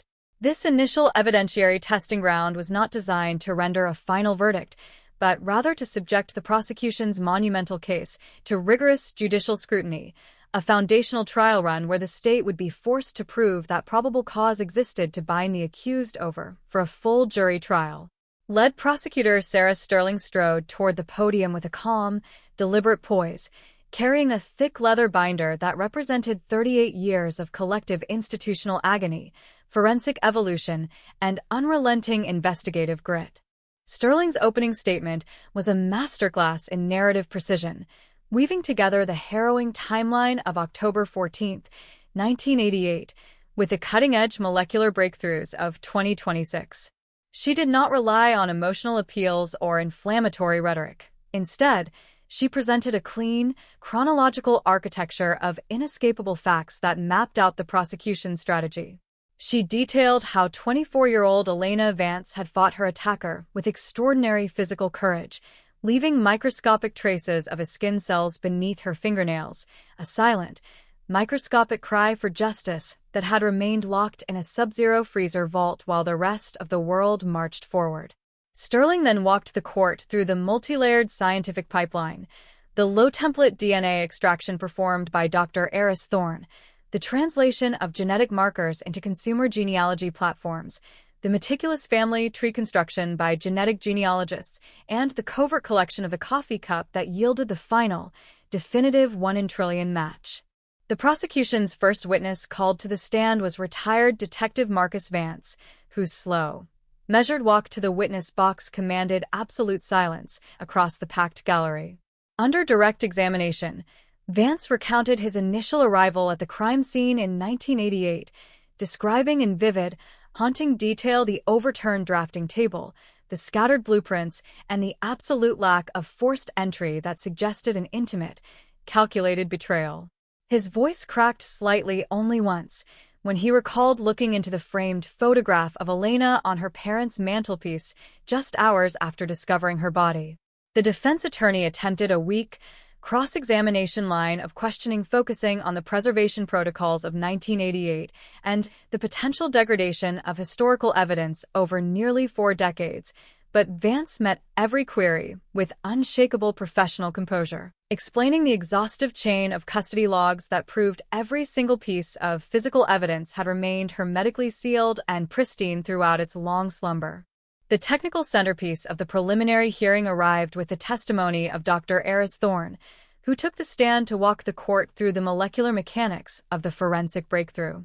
Using clear, accessible language, Thorne demystified the science of touch DNA and genetic genealogy, explaining to the judge and the gallery how modern instruments could now isolate usable human genetic profiles from skin cell residue left behind on fabric and skin decades ago. He presented comparative charts and electropherogram readouts on large courtroom displays, pointing directly to the matching allele peaks between the 1988 crime scene samples and the 2026 reference swab obtained from Arthur Pendleton's discarded coffee cup. The defense counsel raised a series of complex Fourth Amendment and privacy challenges regarding the use of public consumer databases without a direct search warrant for the commercial platforms, but the presiding judge systematically overruled each objection, noting that the investigative trajectory adhered strictly to established legal parameters and authorized protocols.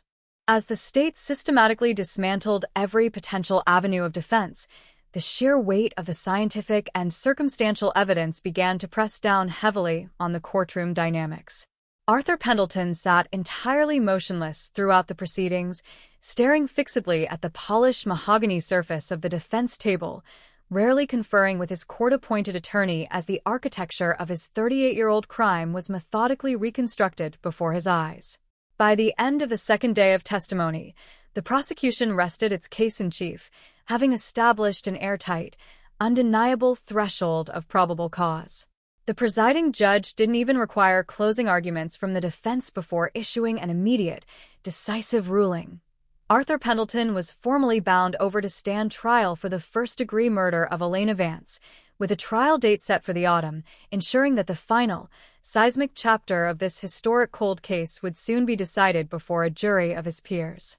The autumn wind whipped through the towering oak trees outside the Orange County Courthouse, casting long, fractured shadows across the stone steps as the final, definitive chapter of the legal saga commenced with the opening arguments of the murder trial. Inside Department 12, every single seat was occupied, the gallery filled with a tense, hushed collective of national media representatives, legal scholars, true crime documentarians, and members of Elena Vance's enduring family who had carried the torch of memory for 38 agonizing years. The heavy oak doors sealed shut at exactly 9 a.m., and the bailiff's sharp call to rise signaled the entrance of the presiding judge, whose weathered expression reflected the historic gravity of a proceeding unlike any seen in the judicial history of the region. At the defense table, 71-year-old Arthur Pendleton sat rigidly upright, flanked by a team of defense attorneys who faced the impossible task of explaining away a mountain of molecular evidence that defied all traditional boundaries of reasonable doubt. Lead prosecutor Sarah Sterling stepped forward from the prosecution table, walking slowly toward the center of the well-lit courtroom before locking her gaze directly onto the members of the jury. Her opening statement was a masterwork of forensic storytelling designed to bridge the chasm between a dark, starless night in October 1988 and the sophisticated scientific reality of the present day. She painted a vivid, heartbreaking portrait of 24-year-old Elena Vance, a brilliant, visionary young architect whose drafting pencils, blueprints, and boundless future were violently shattered inside her own home by a predator who believed he had outsmarted time itself. Sterling walked the jurors through the immutable laws of biology, explaining how Elena had fought back with every ounce of her physical strength, leaving the invisible genetic signature of her attacker trapped beneath her fingernails. With calm, measured authority, Sterling promised the jury that the state would prove beyond any shadow of a doubt that Arthur Pendleton was that monster, tethered to the crime scene by a 1 in trillion DNA match that no amount of legal maneuvering could erase. When the defense counsel rose to deliver their opening statement, the strategy was immediately transparent. Cast doubt not on the science itself, but on the fragile, vulnerable corridors of human memory, evidence preservation, and chain of custody over nearly 4 decades. The lead defense attorney argued that physical evidence left in storage lockers for 38 years is inherently susceptible to cross-contamination, environmental degradation, and institutional oversight. He urged the jury to look past the dazzling technological wizardry of genetic genealogy and touch DNA profiling, framing the state's case as an ambitious, circumstantial house of cards constructed around an elderly, retired man whose quiet life in the suburbs had been turned upside down by an overzealous task force desperate to close an ancient file. The defense presentation relied heavily on emotional appeals regarding the passage of time, suggesting that fading memories and lost contemporaneous records made a fair defense virtually impossible after so many decades had slipped away. The state immediately dismantled these defensive arguments by calling its first wave of expert witnesses, starting with retired Detective Marcus Vance, whose testimony established the unshakable integrity of the original 1988 crime scene logs. Vance walked the jury through the meticulous, old-school protocols enforced during the chaotic hours following the discovery of the homicide, detailing how every piece of physical evidence was individually bagged, sealed, and cataloged before being transferred to the subterranean archives. Under direct examination, Vance maintained absolute composure, weathering a rigorous, aggressive cross-examination from the defense without yielding a single inch of ground. His deep, gravelly voice resonated through the courtroom as he recounted the haunting perfection of the untouched crime scene, reinforcing the reality that while human memories might fade over 38 years, the physical evidence preserved in the dark vault had remained entirely immutable. The emotional pinnacle of the trial's evidentiary phase arrived when Dr. Eris Thorne took the witness stand to present the molecular findings that cracked the case wide open. Using advanced visual displays and crystal-clear analogies, Thorne translated complex molecular genetics into terms that every juror could effortlessly comprehend, demystifying the revolutionary science of touch DNA and forensic genetic genealogy. He methodically walked the court through the exact extraction protocols performed on the historical fingernail scrapings, displaying the clean, pristine electropherogram peaks that matched the reference swab obtained from Arthur Pendleton's discarded coffee cup with a statistical certainty of 1 in several trillion. The defense attempted to launch a flurry of technical objections regarding the privacy implications of consumer genetic databases, but the presiding judge systematically overruled each challenge, affirming that the state's investigative trajectory adhered strictly to established legal precedent and constitutional safeguards. As the state rested its case in chief, the courtroom atmosphere shifted from clinical academic inquiry to heavy, suspended tension as the defense announced it would call its final witnesses, culminating in a risky decision that would alter the trajectory of the trial. To the absolute astonishment of the gallery and legal analysts alike, Arthur Pendleton chose to waive his constitutional right to remain silent and took the witness stand in his own defense. Frail, visibly shaken, and speaking in a low, trembling voice that barely carried past the front row, Pendleton attempted to construct a fragile narrative of total innocence, claiming he had never met Elena Vance, had never stepped foot inside her rental home, and had no recollection of where he was on the night of October 14, 1988. Under cross-examination, however, prosecutor Sarah Sterling systematically dismantled his facade with surgical precision, confronting him with historical property deeds, employment records, and residential leases, placing him living less than 3 miles from the crime scene during the exact temporal window of the murder.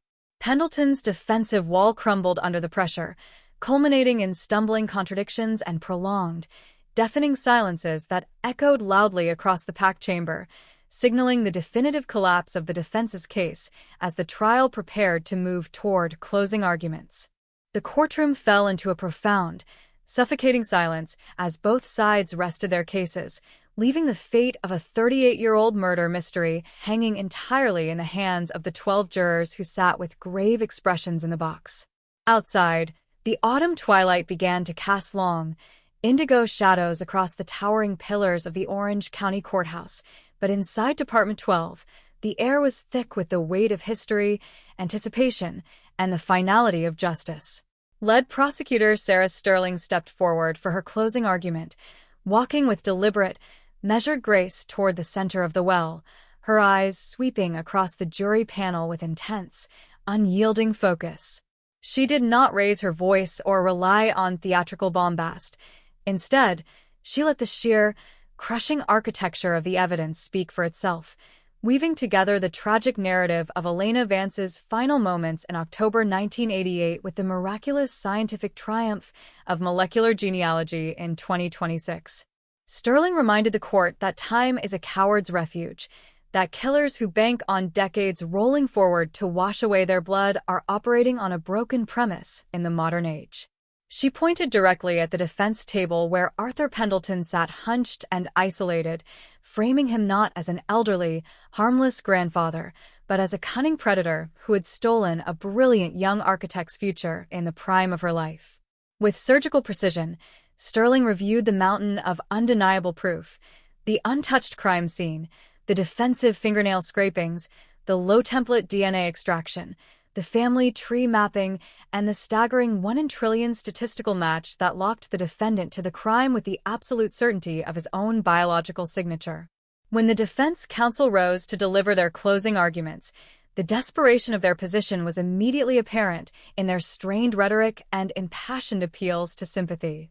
They urged the jurors to look beyond the dazzling, futuristic wizardry of touch DNA and genetic genealogy, casting doubt on the reliability of historical evidence that had sat in damp subterranean vaults for nearly 4 decades.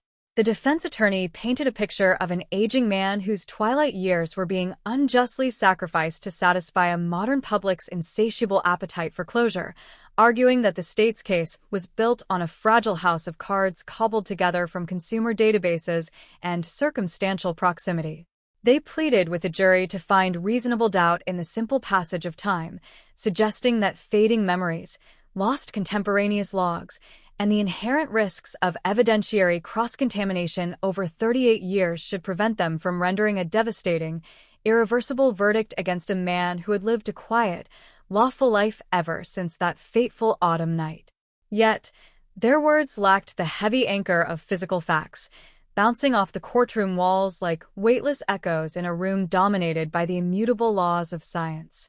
The presiding judge then rose to deliver the formal jury instructions, reading through the complex legal definitions of first-degree murder, premeditation, and reasonable doubt with steady, authoritative cadence. He reminded the jurors that their duty was to weigh the facts objectively, free from emotion, prejudice, or external pressure, evaluating the evidence as a cohesive, interconnected whole rather than isolated fragments. As the judge finished his charge, the bailiff escorted the 12 jurors out of the courtroom and into the secure deliberation room, locking the heavy oak door behind them to begin the most solemn and consequential task of their lives. Inside the deliberation chamber, the atmosphere was thick with tension as the jury foreman called for an immediate preliminary vote to gauge where everyone stood after weeks of intense, grueling testimony. The initial tally was resounding and absolute, 12 votes for conviction, reflecting a unanimous, unshakable consensus that the state had completely dismantled every shred of the defense's arguments and proven Arthur Pendleton's guilt beyond any conceivable doubt. Rather than rushing to deliver the verdict immediately, the jury spent the remainder of the evening and the following morning methodically reviewing every piece of documentary evidence, every photographic exhibit, and every transcript from the expert witnesses to ensure their decision was bulletproof and immune to future appellate challenges. They examined Dr. Eris Thorne's electropherogram readouts side by side with the detective logs from 1988, tracing the golden thread of the chain of custody from the cold subterranean freezers straight to the high-speed sequencers of the state crime lab. Every doubt was scrutinized, every alternative hypothesis weighed and discarded against the sheer mathematical wall of the 1 in trillion DNA match.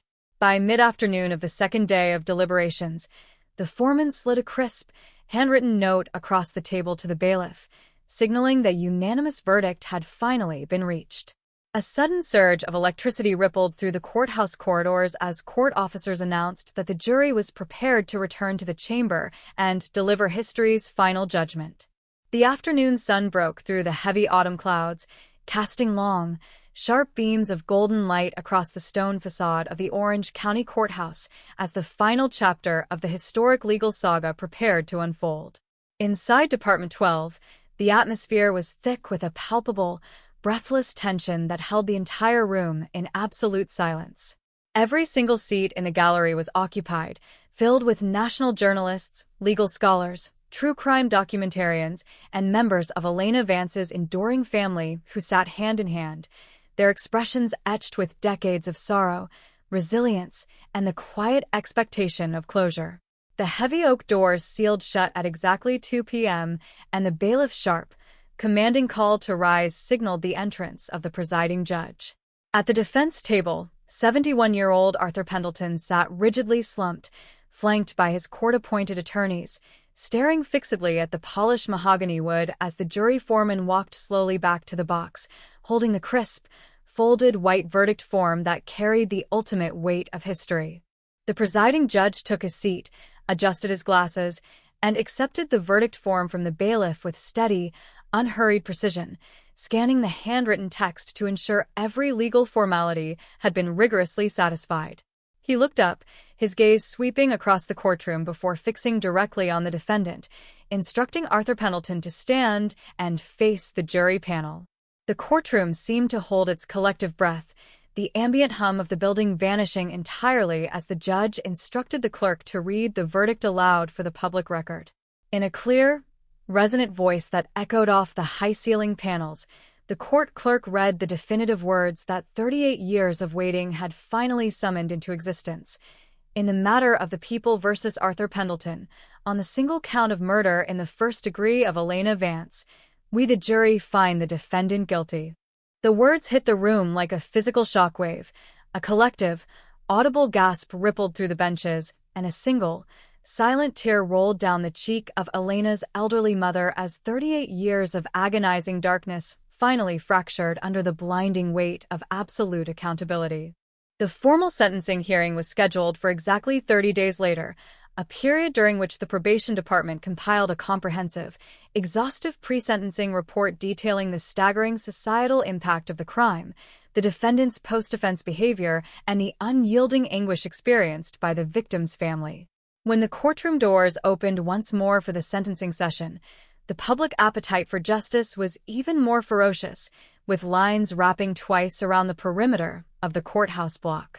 Arthur Pendleton stood before the bench once again, dressed in his standard orange jumpsuit, declining the opportunity to address the court when offered the final word by the judge.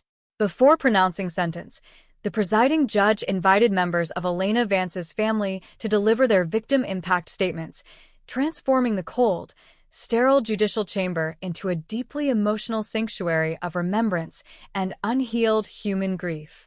Elena's younger sister, who had been just a teenager when the tragedy unfolded in the autumn of 1988, stepped up to the podium and delivered a searing, unforgettable address that brought numerous courtroom attendees and hardened bailiffs to tears.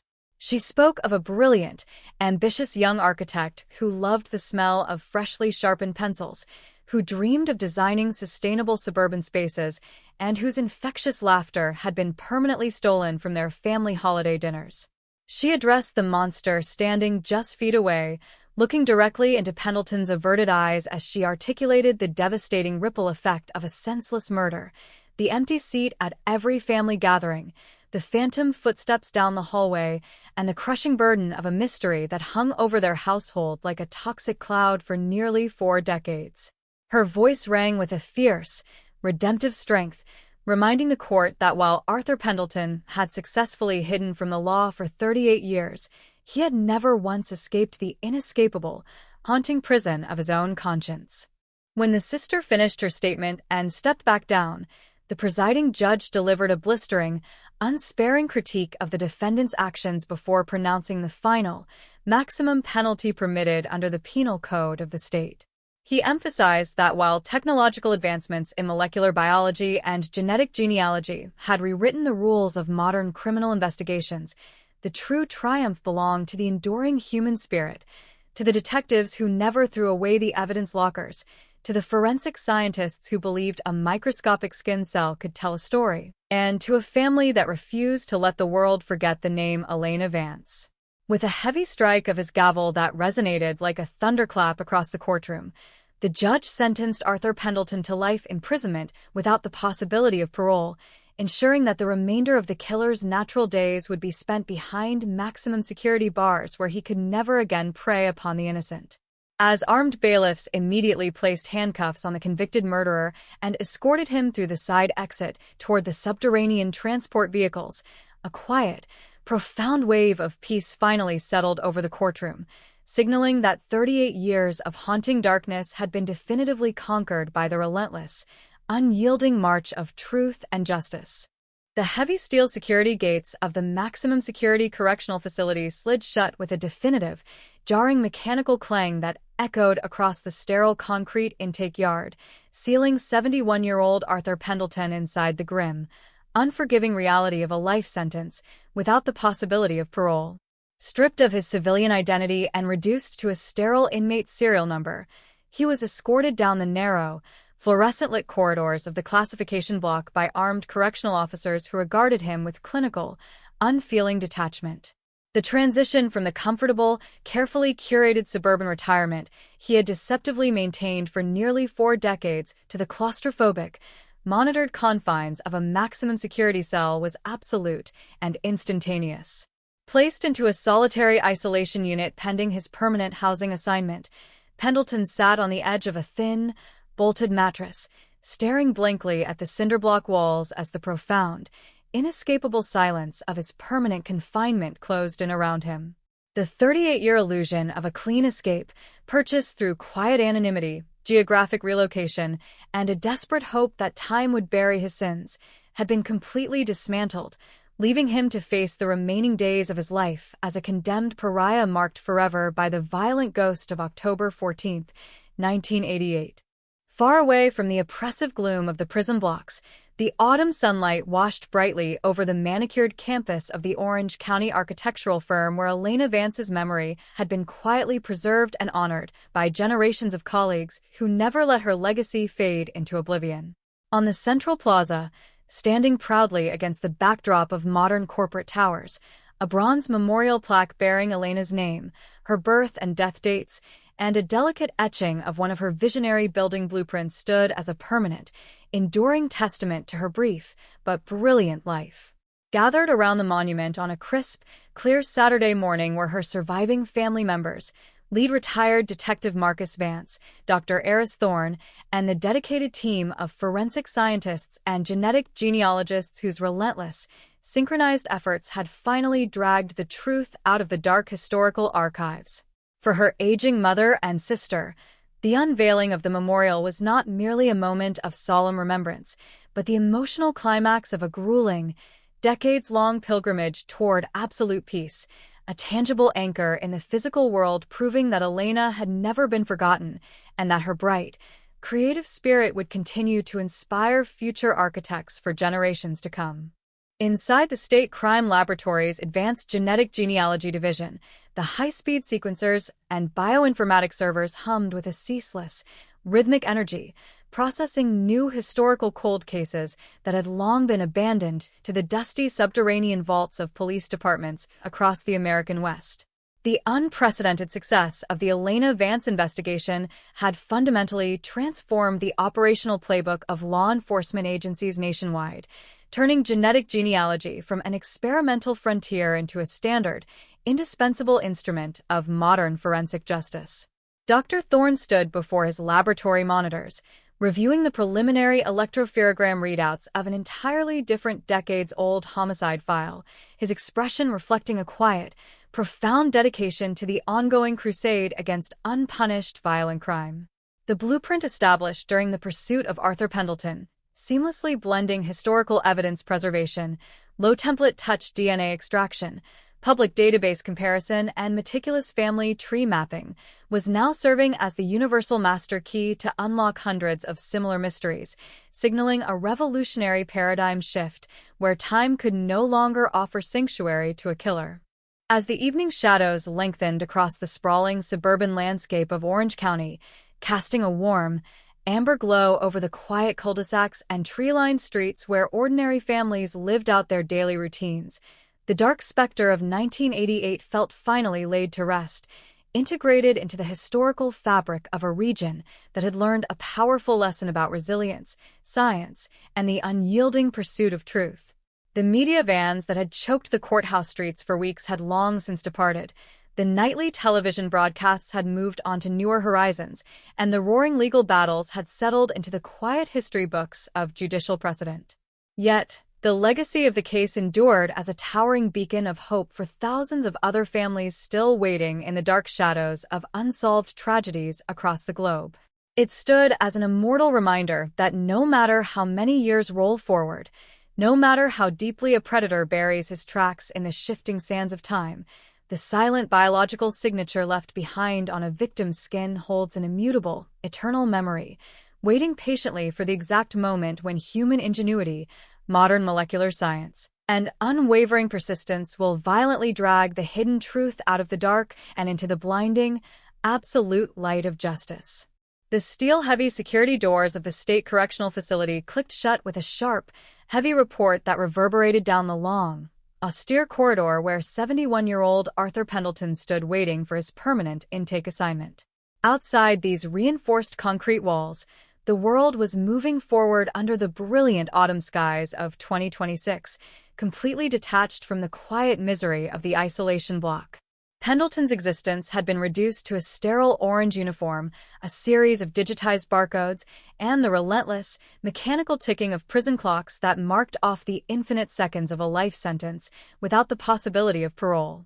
The 38-year illusion of an undetected escape, meticulously constructed through quiet suburban routines and geographic relocation, had been utterly obliterated in a matter of hours by the unyielding machinery of modern molecular forensics.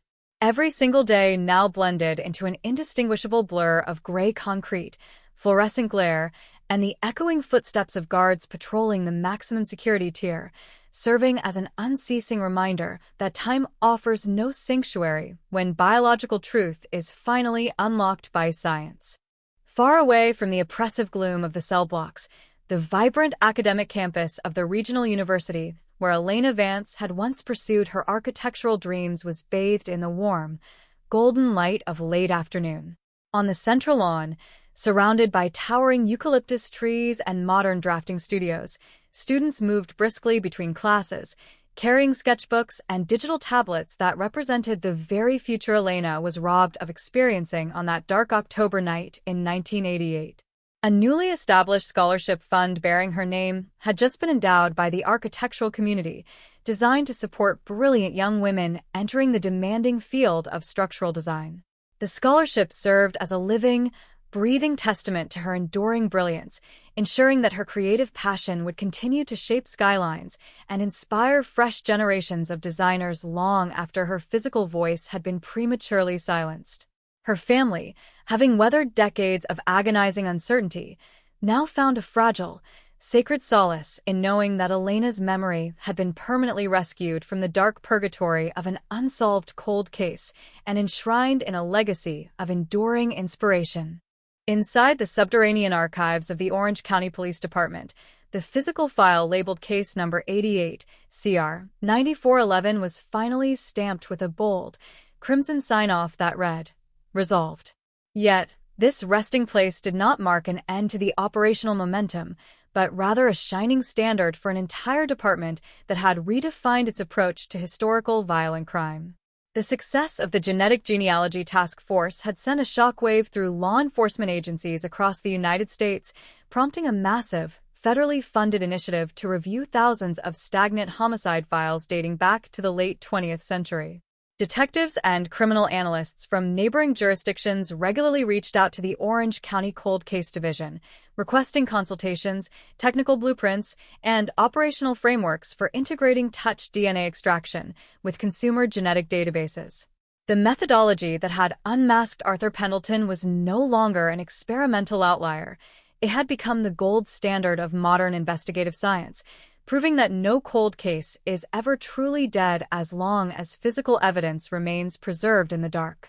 As twilight descended over the sprawling expanse of Southern California, casting long shadows across the quiet suburban cul-de-sacs and bustling arterial highways alike, the historical echo of the Elena Vance investigation resonated deeply within the collective consciousness of the region.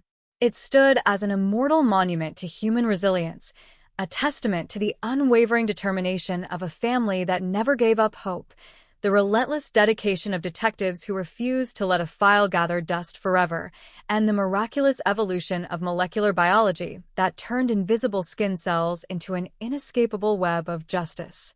The trial was over, the gavel had struck its final blow, and the killer was locked away forever behind maximum security bars, but the true victory belonged to the eternal persistence of truth.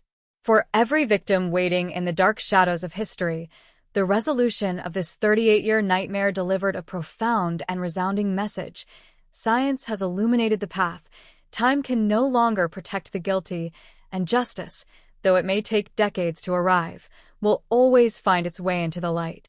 The heavy iron security doors of the state correctional facility clicked shut with a sharp, heavy report that reverberated down the long, austere corridor where 71-year-old Arthur Pendleton stood waiting for his permanent intake assignment. Outside these reinforced concrete walls, the world was moving forward under the brilliant autumn skies of 2026, completely detached from the quiet misery of the isolation block. Pendleton's existence had been reduced to a sterile orange uniform, a series of digitized barcodes, and the relentless, mechanical ticking of prison clocks that marked off the infinite seconds of a life sentence without the possibility of parole. The 38-year illusion of an undetected escape, meticulously constructed through quiet suburban routines and geographic relocation, had been utterly obliterated in a matter of hours by the unyielding machinery of modern molecular forensics.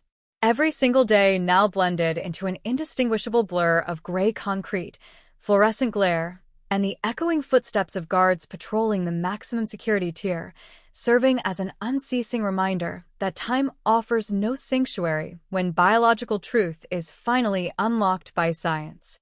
Far away from the oppressive gloom of the cell blocks, the vibrant academic campus of the regional university where Elena Vance had once pursued her architectural dreams was bathed in the warm, golden light of late afternoon. On the central lawn, surrounded by towering eucalyptus trees and modern drafting studios, students moved briskly between classes, carrying sketchbooks and digital tablets that represent the very future Elena was robbed of experiencing on that dark October night in 1988. A newly established scholarship fund bearing her name had just been endowed by the architectural community, designed to support brilliant young women entering the demanding field of structural design. The scholarship served as a living, breathing testament to her enduring brilliance, ensuring that her creative passion would continue to shape skylines and inspire fresh generations of designers long after her physical voice had been prematurely silenced. Her family, having weathered decades of agonizing uncertainty, now found a fragile, sacred solace in knowing that Elena's memory had been permanently rescued from the dark purgatory of an unsolved cold case and enshrined in a legacy of enduring inspiration. Inside the subterranean archives of the Orange County Police Department, the physical file labeled case number 88, CR 9411 was finally stamped with a bold, crimson sign-off that read, "Resolved."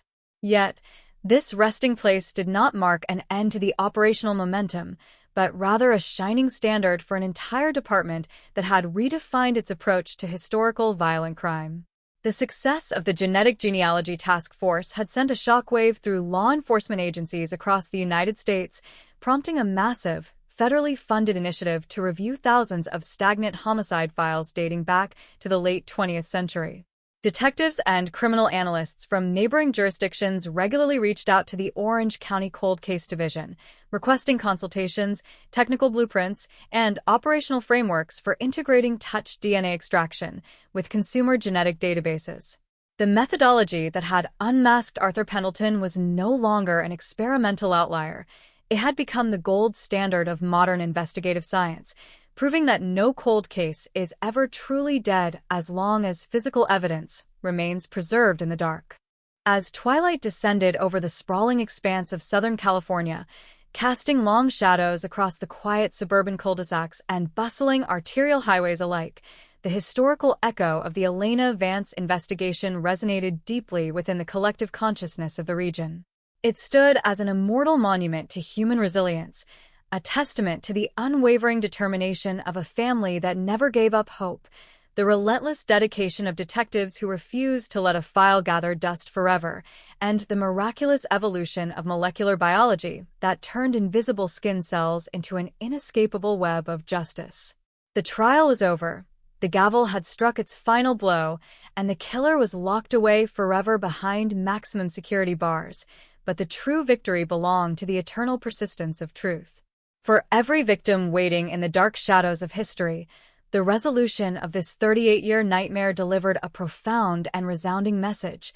Science has illuminated the path, time can no longer protect the guilty, and justice, though it may take decades to arrive, will always find its way into the light. The heavy steel security gates of the state correctional facility clicked shut with a sharp, heavy report that reverberated down the long, austere corridor where 71-year-old Arthur Pendleton stood waiting for his permanent intake assignment.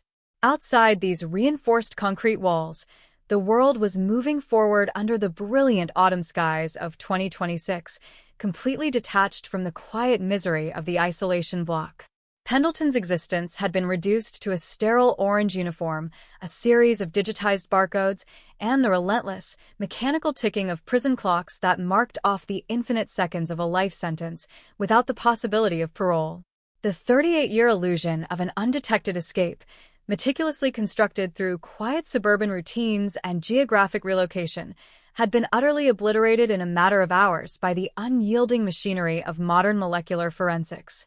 Every single day now blended into an indistinguishable blur of gray concrete, fluorescent glare, and the echoing footsteps of guards patrolling the maximum security tier, serving as an unceasing reminder that time offers no sanctuary when biological truth is finally unlocked by science.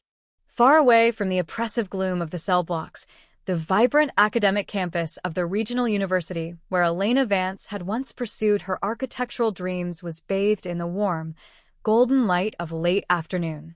On the central lawn, surrounded by towering eucalyptus trees and modern drafting studios, students moved briskly between classes, carrying sketchbooks and digital tablets that represent the very future Elena was robbed of experiencing on that dark October night in 1988.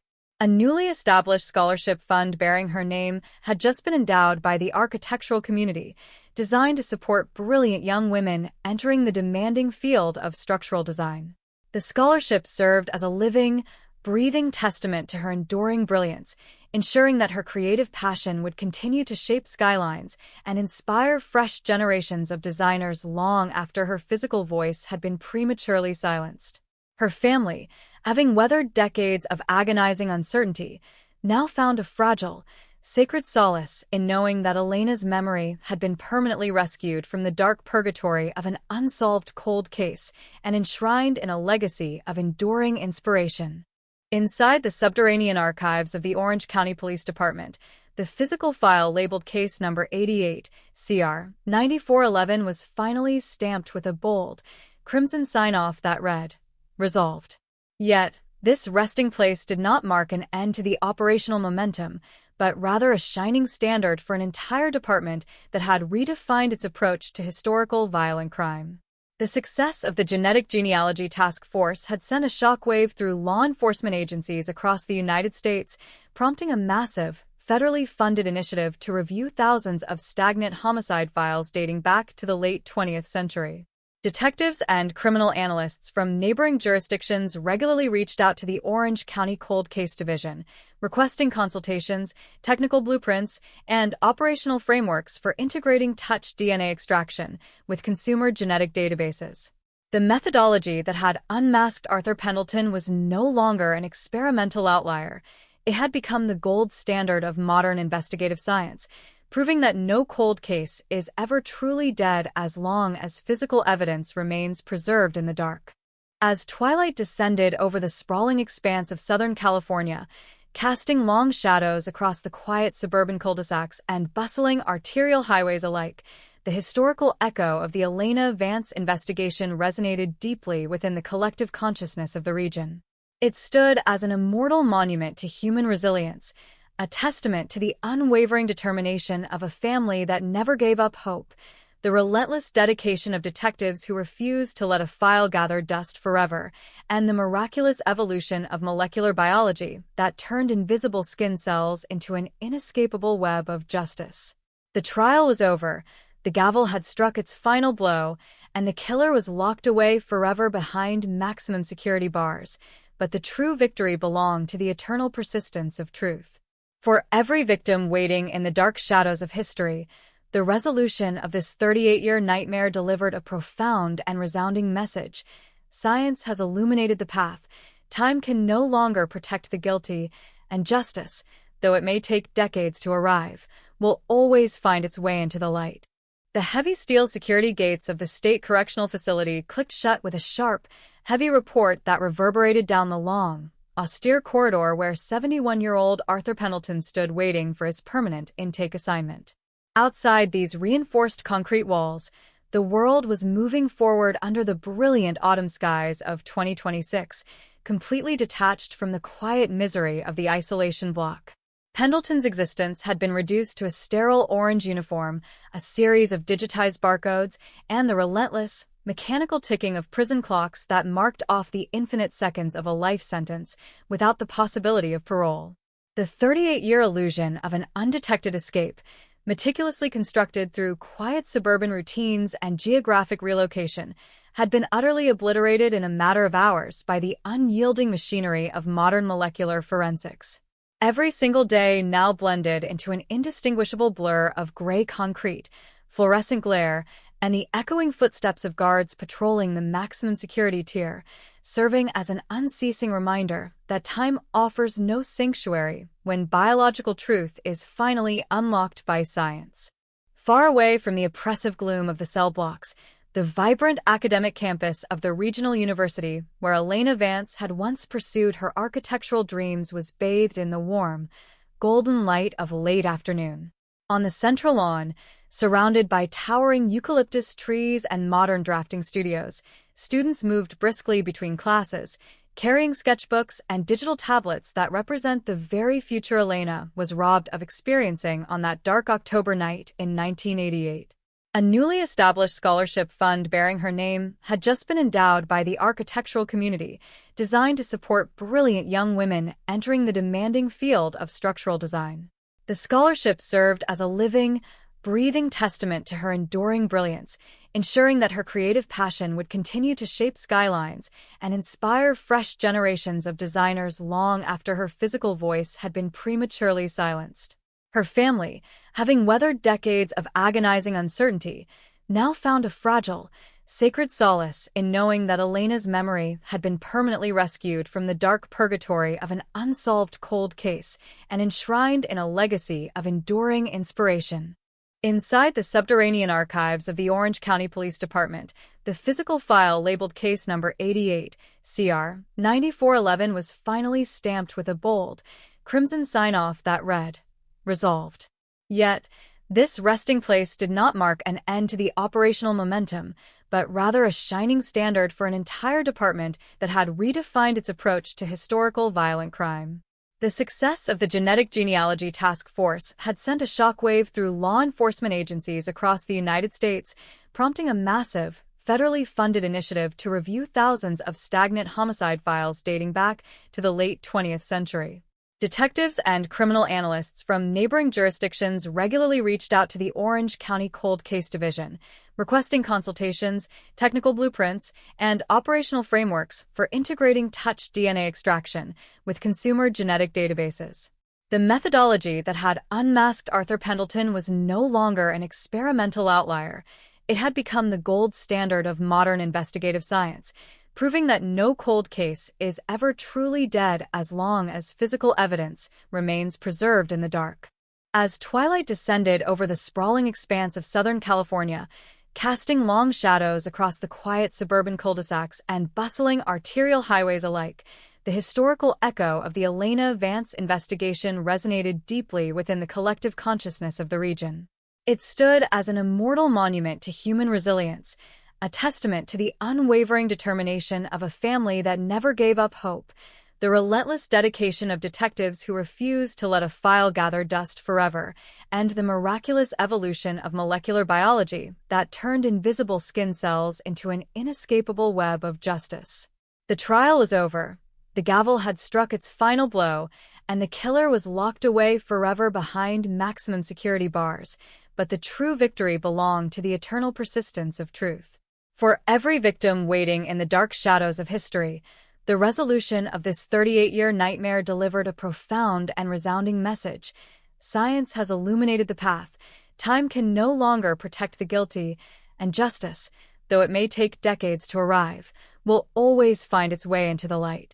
The final chapter of the extraordinary archival record for case number 88, CR 9411 closed not with the sound of a courtroom gavel or the heavy slam of a prison cell door, but with the quiet, profound rustle of autumn wind moving through the eucalyptus trees on the university campus, where Elena Vance's memorial stood.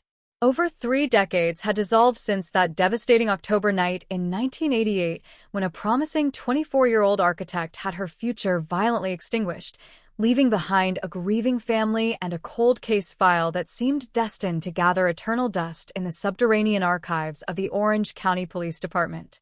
Yet, the extraordinary convergence of modern forensic science, touch DNA recovery, and investigative genetic genealogy in the year 2026 shattered the absolute impunity that Arthur Pendleton had guarded for 38 years. The exhaustive judicial proceedings, the emotional victim impact statements delivered by a surviving sister who had refused to let the memory fade, and the final, unsparing sentence of life without parole delivered a definitive message to the world. Time is no longer an ally to the guilty, and science has permanently rewritten the boundaries of historical justice. Across the sprawling suburban landscape of Southern California, the lingering cultural echo of the trial transformed how law enforcement agencies across the nation approached stagnant homicides.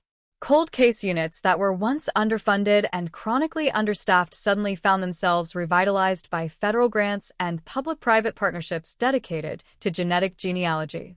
The methodical blueprint used to isolate microscopic skin cells from the seams of Elena's vintage leather portfolio and map Arthur Pendleton's distant familial DNA matches became a mandatory textbook curriculum for forensic academies nationwide. Detectives who had inherited dusty boxes from retiring predecessors now looked at decades-old evidence lockers with renewed optimism, knowing that every microscopic trace of biological material left behind at a crime scene represented an indelible, ticking clock waiting for the exact moment technology would catch up to the perpetrator. The historical stigma of the unsolvable cold case was permanently dismantled, replaced by an unyielding technological certainty that forensic science could resurrect the truth from even the deepest graves of history. Inside the maximum security correctional facility where Arthur Pendleton spent his newly minted reality behind reinforced steel bars and constant digital surveillance, the frantic desperation of his decades-long concealment had completely evaporated into the sterile gray atmosphere of segregation. Stripped of the suburban anonymity, the quiet gardening routines, and the comforting illusion of a clean getaway, he sat in absolute silence, forced to confront the immutable fact that his carefully constructed life had been utterly annihilated by a single microscopic drop of skin cell DNA preserved 38 years prior. The realization that human ingenuity and molecular biology had effortlessly pierced through nearly 4 decades of calculated evasion served as his own personal, inescapable purgatory. There were no appeals that could rewrite genetic sequencing, no statute of limitations that could erase an immutable biological signature, and no amount of time that could shield a coward from the absolute, glaring light of accountability. Far away from the oppressive concrete walls of the prison, the annual architectural fellowship established in Elena Vance's honor opened its application portal for a new generation of visionary young women. On the central plaza of her alma mater, students gathered near the bronze memorial plaque to study structural blueprints, discuss sustainable urban designs, and share coffee beneath the shade of the rustling trees. Among them was a brilliant undergraduate student who had chosen architecture inspired entirely by the tragic, inspiring story of a pioneer whose voice was silenced far too soon. As she traced her fingers lightly over the cold bronze lettering of Elena's name, she spoke softly to her peers about building structures that could withstand the harshest elements, unaware of the profound, poetic justice embedded in the moment. Elena's physical drafting pencils had been locked away in a drawer in 1988, but her creative genius, her unyielding spirit, and her passion for design were now alive in hundreds of young minds, shaping the skylines of the 21st century. As the sun dipped below the Pacific horizon, casting a brilliant, fiery amber glow across the entire Orange County coastline, the final resting place of Elena Vance finally stood bathed in a profound, unburdened peace. The relentless 38-year nightmare that had haunted her family through sleepless nights, endless holidays with empty seats, and decades of silent grief was officially over. Her mother and sister could finally walk through the quiet neighborhoods of their lives knowing that the monster who stole their world was locked away forever, rendered utterly powerless by the march of time and the miracle of modern science. The case file was permanently closed, stamped with an immutable mark of resolution, but the legacy of the investigation remained etched into history as a towering testament to human resilience. It stood as a permanent, glowing beacon for every family still waiting in the dark shadows of an unsolved tragedy, an eternal reminder that no matter how many years pass, truth will always find its way out of the dark, and justice, however delayed, will always claim its final victory. The final midnight bell tolled across the quiet grounds of the state correctional facility, its deep, resonant bronze echo bouncing off the reinforced concrete walls of the solitary housing tier where 71-year-old Arthur Pendleton lay awake in the absolute, crushing darkness of a cell. Outside these maximum security perimeters, the world of 2026 continued its relentless, forward march, entirely indifferent to the broken remnants of a man who had spent nearly 4 decades hiding behind the respectable mask of suburban anonymity. Pendleton's existence had been stripped down to its barest, most agonizing elements: the sterile hum of fluorescent overheads, the cold bite of steel mesh, and the relentless, mechanical ticking of prison clocks recording the infinite seconds of a life sentence without the possibility of parole. There were no more garden tools to tend, no more neighborhood committees to manage, and no more comforting illusions of an undetected escape. The 38-year sanctuary he thought he had purchased through quiet geographic relocation had been completely vaporized in a matter of hours by the merciless precision of modern molecular biology. Every waking hour was now an unyielding exercise in psychological torment, forced to stare at the cinderblock walls while reliving the precise moment a microscopic skin cell left beneath Elena Vance's fingernails on an autumn night in 1988 was dragged out of a frozen evidence locker to seal his eternal doom. Far away from the oppressive gloom of the cell blocks, the vibrant academic campus of the regional university where Elena Vance had once pursued her architectural dreams was bathed in the cool, silver light of a late-night moon. On the central plaza, standing proudly against the backdrop of modern corporate towers and drafting studios, the bronze memorial plaque bearing Elena's name seemed to catch the moonlight, casting a sharp, clean reflection across the brick pavers. Inside the nearby college library, a dedicated group of architecture students huddled around a large oak table, burning the midnight oil to finalize their entries for the annual Structural Design Fellowship established in Elena's honor. Among them was a young woman who bore a striking, poignant resemblance to the photographs of Elena from the late 80s, carefully adjusting the digital rendering lines of an innovative, sustainable community center designed to blend seamlessly with the natural landscape. She had read every historical article, every forensic breakdown, and every legal chronicle of the 38-year battle that finally brought her academic predecessor justice. For these students, Elena was not merely a tragic ghost from a historical true crime archive, but a living, breathing muse whose passion for structural integrity and bold design continued to guide their pencils, inspire their imaginations, and shape the urban skylines of the 21st century. Inside the subterranean archives of the Orange County Police Department, the physical file labeled Case Number 88, CR 9411 sat securely within a heavy steel filing cabinet, its final crimson stamp reading resolved in bold, permanent ink. Yet, this resting place did not mark an end to the operational momentum, but rather stood as a permanent monument to a department that had completely revolutionized its approach to historical violent crime. The shockwave generated by the Genetic Genealogy Task Force had fundamentally transformed law enforcement protocols across the United States, securing permanent legislative funding and state-of-the-art laboratory infrastructure for the systematic re-examination of cold cases dating back to the mid-20th century. Detectives from neighboring jurisdictions still regularly contacted the Orange County Cold Case Division, requesting comprehensive operational blueprints, technical consultations, and strategic frameworks for integrating touch DNA extraction with consumer genetic databases. The meticulous methodology that had unmasked Arthur Pendleton was no longer an experimental outlier or an investigative gamble.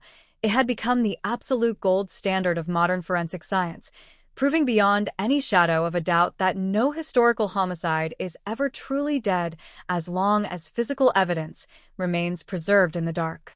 As the pre-dawn hours began to paint the Southern California horizon with delicate strokes of pale pink and gold, casting a warm, illuminating glow over the quiet suburban cul-de-sacs and bustling arterial highways alike, the historical echo of the Elena Vance investigation resonated deeply within the collective consciousness of the entire region.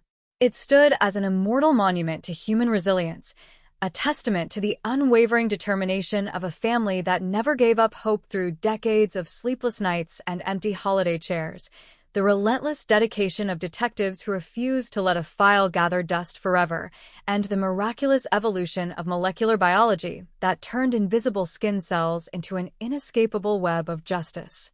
The trial was long over. The gavel had struck its final, thundering blow, and the killer was locked away forever behind maximum security bars, but the true victory belonged to the eternal persistence of truth. For every victim waiting in the dark shadows of history, the resolution of this 38-year nightmare delivered a profound and resounding message. Science has illuminated the path. Time can no longer protect the guilty, and justice, though it may take decades to arrive, will always find its way into the absolute light. The first light of dawn broke across the rugged Orange County landscape, casting long, sharp amber beams over the steel perimeter fences and watchtowers of the State Correctional Facility, where 71-year-old Arthur Pendleton began another day of absolute confinement. Inside his solitary housing unit, the morning roll call echoed with the cold, mechanical clink of heavy iron sliding against concrete, a harsh auditory reminder that the suburban quiet he had carefully cultivated for nearly 4 decades was gone forever. There were no more meticulously manicured rose gardens to tend, no more neighborhood watch meetings to chair, and no more comforting illusions of an undetected escape. Pendleton's entire reality was now confined to the sterile perimeter of his cell, a gray, fluorescent-lit box where the ticking of the facility clock marked off the endless seconds of a life sentence, without the possibility of parole. Every waking moment was haunted by the inescapable realization that his decades of freedom had been built on a fragile, hollow foundation, one that was completely pulverized in a matter of hours by the unyielding machinery of modern molecular biology.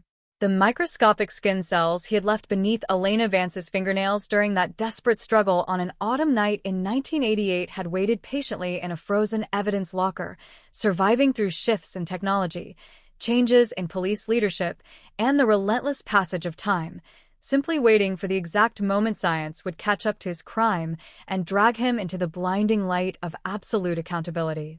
Far away from the oppressive gloom of the maximum security tier, the vibrant academic campus of the regional university where Elena Vance had once pursued her architectural dreams was alive with the energetic hum of a new morning. Students hurried across the central brick plaza, carrying heavy portfolios and digital tablets, their laughter and conversations blending into the rustling of tall eucalyptus trees overhead. Standing proudly against the backdrop of modern campus buildings, the bronze memorial plaque bearing Elena's name caught the early morning sunlight, casting a clean, brilliant reflection across the stone pavers.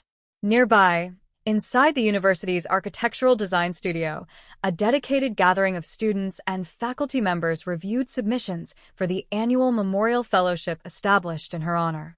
Among them was a brilliant young architecture scholar who had dedicated her senior thesis to designing sustainable urban public spaces that prioritize safety, community integration, and open visibility, principles deeply inspired by the tragic historical narrative she had studied in forensic archives. For these students, Elena was never forgotten. Her brilliant, creative spirit lived on through every blueprint drawn, every sustainable structure conceptualized, and every young woman empowered to enter a demanding professional field. Her physical voice had been cruelly silenced on that dark October night, but her legacy had transformed into an immortal source of inspiration, shaping the skylines and communities of the 21st century with resilience and grace. Deep within the Subterranean Records Division of the Orange County Police Department, the physical case file designated number 88, CR 9411 rested securely inside a heavy steel cabinet, its final crimson sign-off reading resolved in bold, permanent ink. Yet, this resting place did not signify an end to the operational impact of the investigation, but rather stood as a permanent cornerstone for a law enforcement agency that had completely revolutionized its approach to historical violent crime.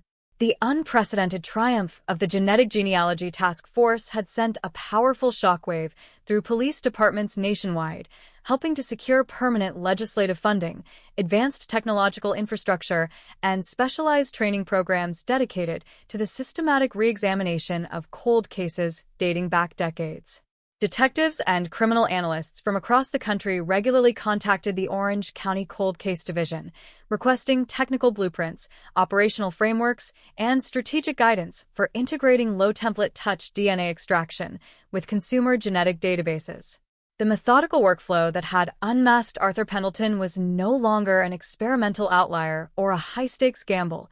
It had become the undisputed gold standard of modern forensic science, proving conclusively that no historical homicide is ever truly dead as long as physical evidence remains meticulously preserved in the dark. As the morning sun continued to climb steadily into the brilliant Southern California sky, casting a warm, illuminating glow over the quiet suburban neighborhoods, bustling arterial highways, and peaceful coastal horizons alike, the profound historical echo of the Elena Vance investigation resonated deeply within the collective consciousness of the entire region. It stood as an immortal monument to human resilience, a testament to the unwavering determination of a family that never surrendered hope through decades of sleepless nights and empty holiday chairs, the the relentless dedication of detectives who refuse to let a file gather dust forever, and the miraculous evolution of molecular biology